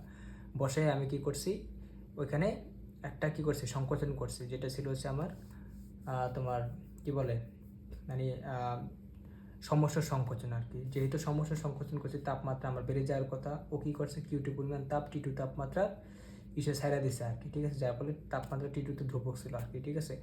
আর 3 নম্বর ধাপে আমি কী করছিলাম, এটাকে আবার আইনা ওই অন্তরকের ব্লকের উপরে বসেছিলাম, আর একটা রুদ্রতাপীয় সংকোচন করি, যার ফলে কি করে তাপমাত্রাটা কি করে বাইরে যায়, বাইরে গিয়ে আবার টিওন হয়ে যায়। সো এটা ছিল আর কি আমার মোটামুটি তোমার ধারণা, মানে তুমি মানে সামারি আকারে বলতে পারো যে সে কী করছে, যে কিউ1 তাপমাত্রার মানে টি1 তাপমাত্রার তাপ উৎস থেকে কিউ1 পরিমাণ তাপ শোষণ করছে, এবং শেষে দিয়ে কী করছে, টি2 তাপমাত্রার তাপগ্রাহকে কিউ2 পরিমাণ তাপ সে বর্জন করে দিয়েছিল আর কি, ঠিক আছে। সো এই 4টা ধাপ আমরা জানি, 2টি সংকোচন ছিল, 2টি প্রসারণ ছিল আর কি, ঠিক আছে। সো আর দেখো কিউ1 পরিমাণ তাপ যেতে শোষণ করছিল, মানে টি1 তাপমাত্রা তাপ উৎস থেকে, এবং কি করছে সে টি2 তাপমাত্রা তাপ গ্রহকে কিউ2 পরিমাণ তাপ কি করছে, বর্জন করে দিচ্ছে, বর্জন করে দিয়ে বাকিটা সে কাজে পরিণত করছে। তার মানে এই যে এই কাজটা সে করছিল আর কি, মনে আছে তো তোমাদের, আমাদের এই কাজটা আসছিল আর কি। এগুলো সব শূন্য চলে আসে, শুধু এই কাজটা থাকে, মানে কিউ1টা শোষণ করছে আর কিউ2টা বর্জন করে দিচ্ছে, বাকিটা সে কাজে পরিণত করছে। কাজ কতটুকু হয়েছে, যে A B C D A ক্ষেত্রের ক্ষেত্রফল আর কি, এতটুকু ছিল আমার কাজ আর কি, বা এই ক্ষেত্রের ক্ষেত্রফল সমান, ঠিক আছে। সো তার মানে কাঞ্চক্রে কি ঘটনা ঘটছে, দেখো যে কাঞ্চক্রে আমি ক্ষেত্রফলের মানে এই পরিমাণ কাজ করছে আর কি, করে আবার কি করছে এ থেকে মানে ঘুরে ফিরে আবার এতে ফিরে আসছে, ঠিক আছে। তার মানে কি আমি এখানে কাজও হয়েছে, আবার কি করছে এ থেকে ঘুরে আসে আবার এতে, মানে এইভাবে গেছি গিয়ে আবার কি আমি এতেই ফিরে আসছি, ঠিক আছে। সো এটা কিন্তু একটা অবশ্যই আমার মানে বলতে পারো প্রত্যাগামী, বা এটা বলা হয় প্রত্যাবর্তী প্রক্রিয়া তুমি বলতে পারো আর কি, ঠিক আছে। সো এখন দেখো আমার যে এ থেকে বিতে গেছিলো, এটাকে এখানে এ থেকে বিতে গেলে এখানে একটা তোমার হবে, মানে কী হবে, এন্ট্রি পরিবর্তন হবে। আবার কি বি থেকে সিতে একটা, সি থেকে ডিতে একটা, ডি থেকে এতে একটা, প্রতিটা ধাপে কিন্তু আমার এন্ট্রি পরিবর্তন নির্ণয় করতে হবে আর কি। তাহলে আমি টোটাল আর কি একটা প্রত্যাগামী পক্ষে এন্ট্রি পরিবর্তন নির্ণয় করতে পারবো আর কি, ঠিক আছে।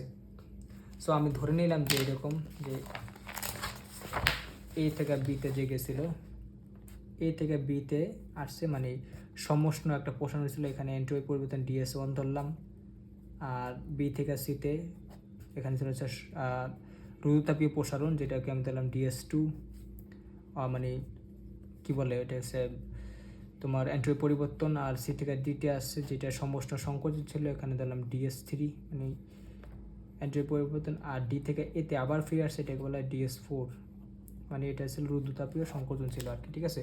তার মানে টোটাল হচ্ছে আমার 4টা জিনিস, এখানে 4টা, মানে 4টা ধাপের জন্য আমার 4টা কি এন্ট্রি পরিবর্তন, এই সবগুলো আমি বের করে যদি যোগ করে দিতে পারি, তাহলে আমার কি টোটাল আর কি সিস্টেমে বা একটা বা কান্নচক্রে বা একটা প্রত্যেকের পক্ষে আমি এন্ট্রি পরিবর্তন বের করতে পারবো আর কি, ঠিক আছে।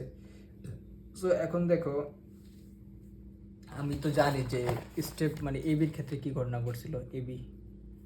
এবির ক্ষেত্রে আমি জানি যে এখানে আমি কি করছিলাম, এটাকে একটা তাপ উৎসের উপর বসাইছিলাম এরকম।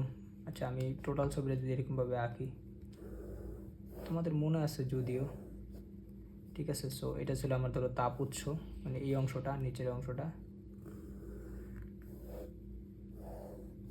ঠিক আছে। এটা ছিল তাপ উৎস, টিয়ন তাপ উৎস। আর এটা হচ্ছে আমার সিলিন্ডার, একটু ছোটো করে আঁকি, সিলিন্ডার পোষণ হবে এখানে একটা, ঠিক আছে। সো এখান থেকে কী করছে, তাপটা গ্রহণ করছিল, মানে Q1 পরিমাণ তাপ তাপ শোষণ করে আমার কি সিস্টেম, এটা ছিল আমার V1, মানে এটুকু ছিল V1, এটা ছিল V2, ঠিক আছে। V2 দেখো V1, সো প্রথমে প্রাথমিকভাবে ছিল P1 V1 T1, আর এখানে হচ্ছে কি P2 V2। এখানে কিন্তু আমার মানে তাপমাত্রাটা কিন্তু ধ্রুবক থাকবে, কারণ এটা সমষ্ণ প্রসারণ, ঠিক আছে। মানে এই কাজ করার জন্য ও কী করছিল, যতটুকু শক্তি খরচ করছিল ধরলাম ও কী করছে, আর অন্তঃস্থ ছিল 100 জুল, এটা 80 হয়ে গেছে, 20 জুল খরচ করছে। তাহলে Q1 = ও কী করছে, আবার 20 জুল নিয়ে নিছে আর কি। আসলে মানটা আমরা ধরে নিলাম যার কারণে, কিন্তু Q1টা আসলে 20 জুল না, এটা অবশ্যই আলাদা মান, কিন্তু আমরা বোঝার জন্য আর কি Q1 = 20 জুল ধরে নিয়েছে আর কি, ঠিক আছে। তার মানে কি ওর 100 হয়ে গেল আবার, তার মানে 80 + 20 মানে 100, তার মানে অন্তঃস্থ অপরিবর্তনশীল থাকে, ফলে কি আমার তাপমাত্রা অপরিবর্তনশীল থাকে আর কি, ঠিক আছে।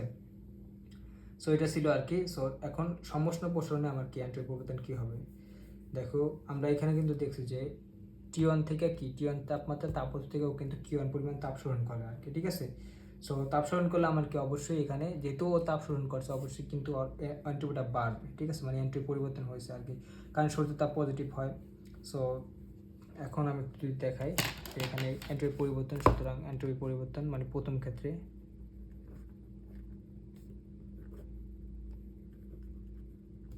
তুমি বলতে পারো DS1, মানে Q1 পরিমাণ তাপ শোষণ করছে কোন তাপমাত্রায়, T1 তাপমাত্রায়, ঠিক আছে। এটা কিন্তু প্লাস হবে, দেখো বুঝো কিনা। প্লাস হবে কেন, কারণ সূর্য তাপ তো আমি জানি যে DQ = আসলে প্লাস, ঠিক আছে। বা আমরা তো জানি তাপ শোষণ করলে কি এন্ট্রপি বাড়ে, তার মানে ডিএসটা কিন্তু প্লাস হবে, ডিএসটা প্লাস হয় তাপ শোষণ করলে, এটা আমরা জানি, কারণ DQ প্লাস, ঠিক আছে। সো এটা গেল। এখন যদি আবার চিন্তা করো যে BC এর জন্য, এটা ছিল AB এর জন্য, তারপর BC এতে কী হতো দেখো, BC ক্ষেত্রে একদম ইজি। BCর ক্ষেত্রে কী গণনা করছিলাম আমরা, একটা রুদ্রতাপীয় প্রসারণ করছিলাম আর কি, ঠিক আছে। কারণ রুদ্রতাপ প্রসারণের ক্ষেত্রে কি এন্ট্রি পরিবর্তন কিন্তু শূন্য হয়, কারণ আমি কিন্তু লাস্ট ক্লাসে তোমাদের দেখাইছিলাম যদি তাপের শোষণ বা বর্জন না হয় তাহলে কি হয়, এন্ট্রপির পরিবর্তন কিন্তু শূন্য হয় আর কি, ঠিক আছে। কারণ ওই সিস্টেম তোমার তাপ শোষণ করে না বর্জন করে না, শোষণ বর্জন না করলে কিন্তু এন্ট্রপি যা ছিল তাই থাকে আর কি, ঠিক আছে। তার মানে তুমি বলতে পারো যে ওখানে এসে বিসির ক্ষেত্রে আমার ডিকিউটা ছিল জিরো, ডিকিউ জিরো থাকলে কি ডিএসটাও জিরো, কারণ আমরা ওই যে ডিকিউ বাই টি দিয়া বের করছিলাম আর কি, ডিএসটাও জিরো, তাহলে তুমি বলতে পারো সুতরাং DS two equal to zero, ঠিক আছে, এটা বলতে পারো। দেখো সো এটা যদি বুঝতে পারো তাহলে কিন্তু 14 নাম্বার যে ধাপ ছিল মানে 4 নাম্বার ধাপ, ওখানে কিন্তু একটা রুদ্রাপের সংকোচন ছিল আর কি। ওখানেও কিন্তু আমার মানে ডি এর জন্য দেখো আমার ডিএস ফোরটাও কিন্তু জিরো আসবে, কারণ ওখানেও কিন্তু ডিকিউটা জিরো ছিল, মানে তাপের কোনো আদান প্রদান হয় নাই। তাপের আদান প্রদান না হলে আমার কি ওখানে এন্ট্রপির কোনো পরিবর্তন হয় না আর কি। তাহলে তোমাকে জাস্ট একটা বার করতে হবে, সেটা হচ্ছে সিডি এর জন্য বা স্টেপ 3তে কী হয়, এখানে একটা সমস্ত সংকোচন হয় আর কি। যেমন আমরা সিস্টেমটাকে কী করছিলাম, একটা তাপ গ্রাহকের উপর রাখছিলাম, ধরো এটা হচ্ছে আমার তাপ গ্রাহক, এই নিচেটা তাপ গ্রাহক, আর এটা হচ্ছে আমার কি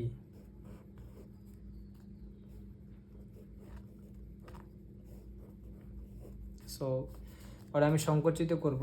প্রথমে ধরো এটা ছিল আর কি, এখানে প্রথম ছিল হচ্ছে তোমার কি বলে V3 আর কি, ধরো এটা ছিল T2 তাপমাত্রার, ঠিক আছে, T2 তাপমাত্রার ও কী করবে এখানে তাপ বর্জন করে দেবে Q2 পরিমাণ, এটা আমরা আগে থেকে জানি। সো প্রাথমিক অবস্থা ছিল এইটা, আমি কী করছি ওরা সংকোচন করে আর আয়তনটা কী করছি V4 করে দিছি, ঠিক আছে, আয়তনটা কমাই দিছি। সো আয়তনটা কমাই দিলে কী হবে দেখো, যেমন আগে ছিল ধরো আর কত 100 ছিল 100 জুল ছিল আগের অন্তর শক্তি, ও কী করছে যেহেতু আমি সিস্টেমের উপর কাজ করছি 120 জুল হয়ে গেছে। সো 120 জুল হলে তো অন্তত বাইরে যাওয়ার কথা, কিন্তু ও কী করবে এখানে কিউটি করলে 20 জুলটা ছেড়ে দেওয়ার ফলে ওটা 100ই থাকবে আর কি, ঠিক আছে। সো এটা বুঝবো না, তো অন্তত অপরিবর্তনশীল থাকলো, তার মানে কি আমার তাপমাত্রা কিন্তু T2তে ধ্রুবক থাকলো আর কি, দেখো বুঝো কি না। আর এখানে হচ্ছে আমরা জানি যে এটা ছিল P3, তোমরা জানো P3 V3 T2, এখানে কত P4 V4 T2, ঠিক আছে।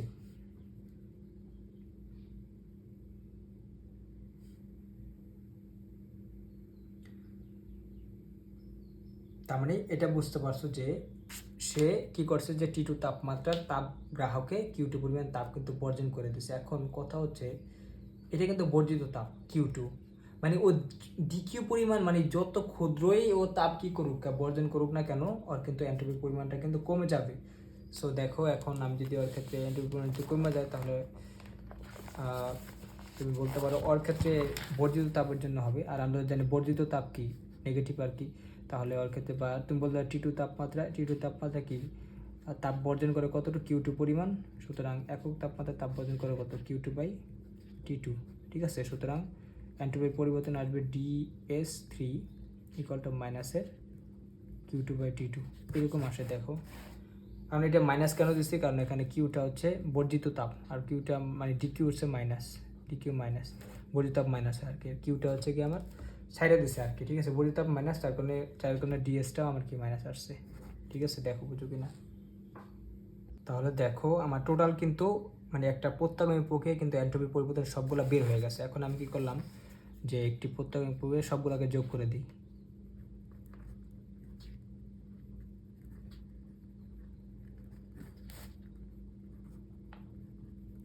প্রক্রিয়ায় এন্ট্রপির পরিবর্তন।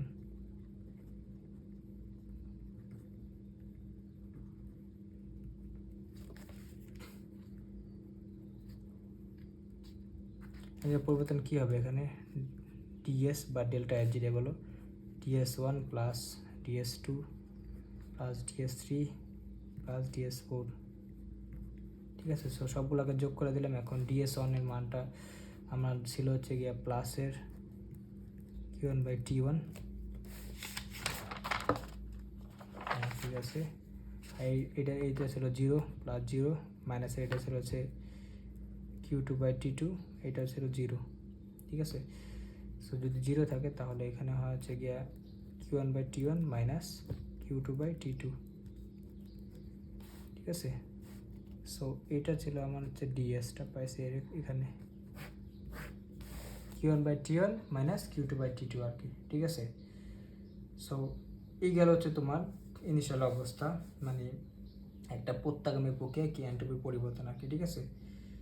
সো এখন দেখো আমরা কিন্তু আবার আরেকটা জিনিস জানতাম যে ওটা কি বলে যে কোনো একটা সিস্টেম মানে কী পরিমাণ তাপ শোষণ করবে বা কী পরিমাণ তাপ বর্জন করবে, এটা কিন্তু কি, এটা হচ্ছে তাপ উৎস বা তাপ ধারকের তাপমাত্রার উপর নির্ভর করে, বা তাপ উৎস বা তাপ ধারকের তাপমাত্রা সমানুপাতিক, মানে এরকম জানতো। এটাকে ধরো আমি এক নম্বর একটা সমীকরণ দিলাম, যেমন আমরা জানতাম কি কিউ সমানুপাতিক টি, এরকম একটা জিনিস জানতাম না, মনে আছে যে সূর্য তাপ বা বর্জ্য তাপ কী করে, তাপ উৎস মানে সূর্য তাপ বা বর্জ্য তাপ কি তাপ উৎসের বা তাপ ধারকের তাপমাত্রা সমানুপাতিক, ঠিক আছে। বা এরকম লিখছিলাম আর কি, কিউ ইকুয়াল টু কেটি লিখছিলাম, কেটি, বা এরকম আসছিল যে তুমি বলতে পারো যে Q by T equal to K, মানে তাপমাত্রা আর তাপ এবং তাপমাত্রার অনুপাত কি সবসময় একটা ধ্রুবক আর কি, ঠিক আছে। মানে কি কিউ বাই টি কি সবসময় কি আমার ধ্রুবক থাকবে, তাহলে আমি কি করতে পারি এখানে তোমার লিখতে পারি এরকম যে মানে এটা মানে হচ্ছে কিউ ওয়ান বাই টি ওয়ানের মান যাওয়া হবে, কিউ টু বাই টি টুর মান তাই হবে। তাহলে তুমি লিখতে পারো Q one by T one, এটা অনেকবার দেখাইছি, equal to Q two by T two, এরকম লিখতে পারো আর কি, মানে এটা কিন্তু সমান আর কি, ঠিক আছে।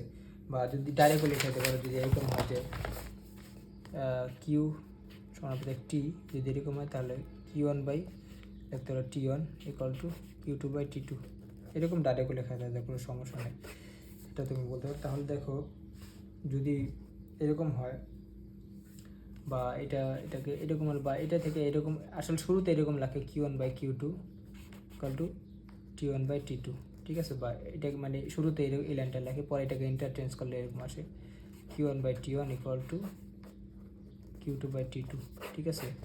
দেখো এটা বুঝুক না, Q one by T one equal to Q two by T two, ঠিক আছে।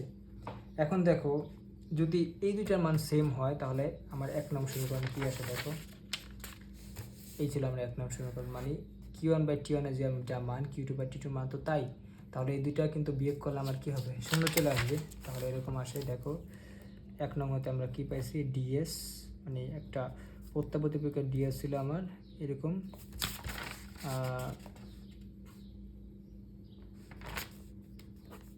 Q one by T one minus Q two by T two, তাহলে এরকম যদি হয় তাহলে তো আমার ডিএসটা শূন্য চলে আসবে, কারণ দুইটাই সমান।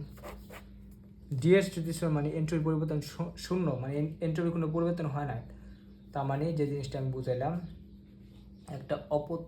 একটা প্রত্যাবর্তী প্রক্রিয়া বা প্রত্যাগামী প্রক্রিয়া কি এন্ট্রপি পরিবর্তন শূন্য, মানে এন্ট্রপি কোনো পরিবর্তন হয় না এখানে। সো এখানে কি দাঁড়ায়, বা এটা যদি এরকম S two minus S one equal to zero, বা S two equal to S one, বা তুমি বলতে পারো এস ইকুয়াল টু ধ্রুবক, ঠিক আছে। দেখো একটা মানে এন্ট্রপির কোনো পরিবর্তনই হয় নাই, এন্ট্রপির কোনো পরিবর্তন হয় নাই, মানে এন্ট্রপিটা স্থির আছে, ঠিক আছে। কারণ এখানে যে বিষয়টা দাঁড়ায় সেটা যদি একটু বোঝার চেষ্টা করো কেন আর কি এরকম হলো। দেখো আমি কিন্তু মানে প্রথম স্টেপে যখন এ থেকে বিতে গেছি তখন কিন্তু সে তাপটা কী করছে, শোষণ করছিল, তার মানে এন্ট্রপিটা কিন্তু বাড়ছিল, মানে কিউ ওয়ান পরিমাণ তাপ শোষণ করছি। কিন্তু স্টেপ থ্রিতে কী হয়েছে, দেখো স্টেপ থ্রিতে কিন্তু আমরা কি তাপ গ্রাহকে কিউ টু পরিমাণ তাপ কিন্তু বর্জন করে দিয়েছিলাম, মনে আছে তো তোমাদের। সো তার মানে কি এন্ট্রপি কিন্তু কমে গেছে, তার মানে এন্ট্রপি যতটা বাড়ছিল মানে তাপ শোষণ করে অতটুকুই কিন্তু আবার কমে গেছে, তার মানে কিন্তু আবার এন্ট্রপির কোনো পরিবর্তন এখানে হয়, মানে এন্ট্রপির কোনো পরিবর্তন তোমরা এখানে দেখো নাই, এখানে দেখো, ঠিক আছে। তার মানে এইটা মনে রাখলা যে একটা প্রত্যাগামী বা প্রত্যাবর্তী প্রক্রিয়ায় কি এন্ট্রপির কোনো পরিবর্তন, মানে এন্ট্রপির কোনো পরিবর্তন হয় না, মানে এন্ট্রপির পরিবর্তন সর্বদা হচ্ছে গিয়ে শূন্য, ঠিক আছে। এই যে দেখো এন্ট্রপির পরিবর্তন সর্বদা শূন্য আর কি, ঠিক আছে, বা এন্ট্রপি ধ্রুবক থাকে বা এন্ট্রপি স্থির থাকে আর কি, ঠিক আছে। সো এটা থেকে আর কি ওরা আরেকটা সংজ্ঞা দেয় আর কি, যে সংজ্ঞাটা যদি একটু লিখে দিই,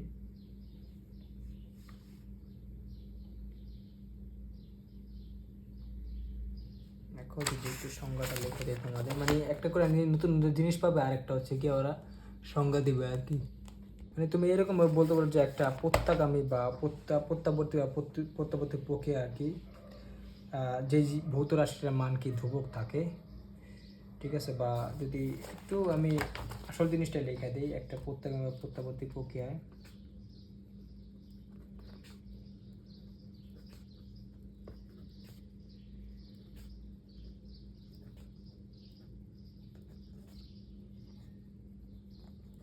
প্রক্রিয়ায় কী হয়, এন্ট্রপি পরিবর্তন সর্বদা শূন্য হয়। এগুলো একটু মাথায় রাখো কি পয়েন্টগুলো।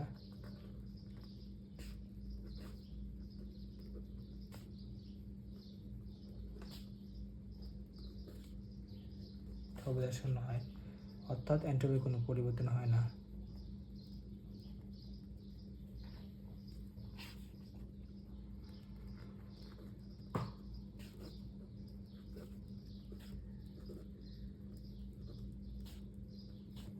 পরিবর্তন হয় না,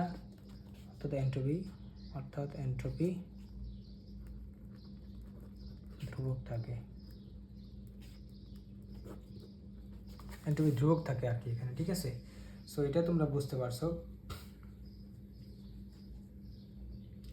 সো এটা দিয়ে তোমরা একটা সংজ্ঞাও লিখে দিতে পারবা যে এন্ট্রপির নতুন এক সংজ্ঞা, যেখানে কার্যচক্রে আমরা দেখতে পাচ্ছি যে একটা প্রত্যাগামী বা প্রত্যাবর্তী পক্ষে কি এন্ট্রপি কোনো পরিবর্তন হয় না, বা এন্ট্রপি পরিবর্তন শূন্য হয়, বা এন্ট্রপি স্থির থাকে আর কি। তাহলে আশা করি এই জিনিসটা তোমরা বুঝতে পারছো যে একটা প্রত্যাবর্তী বা প্রত্যাগামী প্রক্রিয়া কি এন্ট্রপি পরিবর্তন সর্বদা শূন্য হয়। আসলে শূন্য কেন হয় এটা তোমরা বুঝতে পারছো, কারণ প্রত্যাবর্তী বা প্রত্যাগামী প্রক্রিয়া হচ্ছে উভমুখী আর কি। মানে এ থেকে বিতে কি করে, এ থেকে বিতে যায়, আবার কি বি থেকে এতে আসে, বা এ থেকে যাত্রা শুরু করে ঘুরে ফিরে আবার এতে ফিরে আসে। মানে এ থেকে যে যায় ওই সময় যাওয়ার সময় একটা তোমার তাপ শোষণ করলে কি এন্ট্রপি বাড়ে, আবার কি করে ঘুরে ফিরে যখন এতে ফিরে আসে তখন ওই তাপটা বর্জন করে দিয়ে আসে। তার মানে কি এন্ট্রপিটা আবার কমে যায়। মানে যতটুকু এন্ট্রপি বাড়ছিল ততটুকু কি মানে যাওয়ার সময় যে তাপটা শোষণ কইরা আর কি এন্ট্রপি বাড়ায়, আবার কি আসার সময় কি ওই তাপটা কি বর্জন করে দিয়ে এন্ট্রপি আবার কমায় দেয় আর কি। তার মানে বার্ষিক অংশত্ব সমান সমান, ঠিক আছে। তার মানে এন্ট্রপি কিন্তু আমার শূন্য হয়ে যায় আর কি, ঠিক আছে। সো এটা একটা জিনিস গেল। আর হচ্ছে তোমার যেমন হচ্ছে তোমরা যে ইসের ক্ষেত্রে মানে দেখছো যে 0°C তাপমাত্রা 1 কেজি বরফকে আমরা কি করছি 0°C আমরা এখন 1 কেজি পানিতে পরিণত করছিলাম আর কি। তো তখন কি মানে তাপটা শোষণ করছিল কত, 3,36,000। তারপর কি আবার কি পানি থেকে আমরা কি করছি, আবার কি বরফে পরিণত করছি, যার কারণে কি তাপটা কি করছে আমার বর্জন করে দিচ্ছে আর কি 3,36,000। তার মানে কি মানে 100 শোষণ করছিল, আবার ধরো 100 বর্জন করে দিচ্ছে, যার কারণে আমার কি হয়েছে ওইখানে মানে প্রত্যাগামী পক্ষে কি এন্ট্রপি পরিবর্তনটা শূন্য আসছে, বা এন্ট্রপির কোনো পরিবর্তন হয় নাই আর কি, ঠিক আছে। মানে ডিএস ইকুয়াল টু 0 বা এস ইকুয়াল টু ধ্রুবক ছিল আর কি, ঠিক আছে। কারণ তাপ শোষণ করলে না বাড়বো, আবার বর্জন করে দিলে তো আবার কমে যাবে, তার মানে কি সমান সমান আর কি, ঠিক আছে। সো এটা একটু মাথায় রাখো। আর অপত্যাগামী বা প্রতিপক্ষে এন্ট্রপি পরিবর্তন কি সর্বদা ধনাত্মক, কারণ ওইখানে কি আমার এন্ট্রপিটা কি মানে কনস্ট্যান্টলি বাড়তে থাকে আর কি, ঠিক আছে। মানে ধীরে ধীরে বাড়তে থাকে, মানে ওটা হচ্ছে স্বতঃস্ফূর্ত। অপত্যাগামী হচ্ছে স্বতঃস্ফূর্ত একমুখী প্রক্রিয়া, যেখানে এন্ট্রপি সর্বদা বাড়তেই থাকে আর কি, ঠিক আছে। আর প্রত্যাগামীর ক্ষেত্রে কি হয়েছিল যে আমরা এখানে একটা বিপরীতমুখী হয়ে কামব্যাক করি, ফিরে এসে, যার ফলে কি কাজের ফলাফল শূন্য হয়, তাপের ফলাফল শূন্য হয়, যার কারণে কি এন্ট্রপিটা শূন্য হয় আর কি। তাপের ফলাফল শূন্য মানে কি যেগুলো মানে যতটুকু তাপ গ্রহণ করেছিল ততটুকু আবার কি বর্জন করেছে, যার ফলে তাপের ফলাফল শূন্য, ঠিক আছে। আবার বলছে কাজের ফলাফল শূন্য, যার কারণে আমরা এখানে এন্ট্রপির কোনো পরিবর্তন হয় না আর কি, ঠিক আছে, বা এন্ট্রপি ধ্রুবক থাকে আর কি। তাহলে এই দুইটা জিনিস অবশ্যই মাথায় রাখবা যে অপত্যাগামীতে কি হয়, এন্ট্রপি অলওয়েজ ধনাত্মক হয়, এন্ট্রপি বাড়তেই থাকে, একসময় সর্বোচ্চ হয় যখন সাম্যাবস্থা পৌঁছে যায়। আর 2 নম্বর হচ্ছে গিয়ে প্রত্যাগামীর ক্ষেত্রে যেটা পড়ছে এটা হচ্ছে গিয়ে এন্ট্রপি কি শূন্য হয়, এন্ট্রপি পরিবর্তন শূন্য হয়, কারণ এন্ট্রপি একসময় বাড়ে, তাপ যখন মানে শোষণ করে, আবার কি করে ও কি করে তাপটা ছেড়ে দেয়, কারণ ওর তো আগের অবস্থায় ফিরে আসতে। মানে ওই এখানে যে বলছিলাম এ থেকে যে বিতে যায়, এতে বিতে যায়, আবার বি থেকে এতে বিতে গেলে কি তাপটা শোষণ করে, তাপ শোষণ করলে কি এন্ট্রপিটা বাড়ে, আবার কি বিতে আসে, তাপটা বর্জন করে দেয়, আবার এন্ট্রপি কমে যায়। তার মানে কি বাড়ে কমে সমান সমান আর কি, ঠিক আছে। সো ঘটনাটা এরকমই ঘটছে তোমার কার্যচক্রের ক্ষেত্রে, ঠিক আছে। তার মানে এইখানে আমার অবশ্যই কি এন্ট্রপি ধ্রুবক ছিল, বাড়লে কমলেও কি ধ্রুবক ছিল আর কি, ঠিক আছে। বাইরে কমে আর কি সমান হয়ে গেছে, এটা বুঝলাম। আর আরেকটা জিনিস হচ্ছে গিয়ে তোমার কার্যচক্র দিয়ে অবশ্যই কি হয় মানে কোশ্চেন আসে যে এন্ট্রপি পরিবর্তন নির্ণয় করো, অবশ্যই তোমরা আশা করি ওখানে পারবো আর কি। সো ম্যাথ করার জন্য আর কি কিছু জিনিস, টুকটাক জিনিস জানতে হয়, কখন তাপমাত্রা পরিবর্তন হলে কীভাবে এন্ট্রপি নির্ণয় করবো, আর তাপমাত্রা পরিবর্তন না হলে কীভাবে এন্ট্রপি নির্ণয় করবো। তাপমাত্রা পরিবর্তন না হলে এন্ট্রপি নির্ণয় অলরেডি তোমরা শিখে গেছো। তবে তাপমাত্রা পরিবর্তন হলে কীভাবে নির্ণয় করবে এটা আমরা দেখবো আর কি পরের ক্লাসে, ঠিক আছে। একদম ছোট একটা টপিক বাকি আছে। সো তোমাদের মোটামুটি আর কি বলতে গেলে এন্ট্রপির মানে মেইন আইডিয়া চলে আসছে, ঠিক আছে। এগুলো একটু মাথায় রেখো, ক্লাসটা অনেক লং হয়ে গেছে আজকে।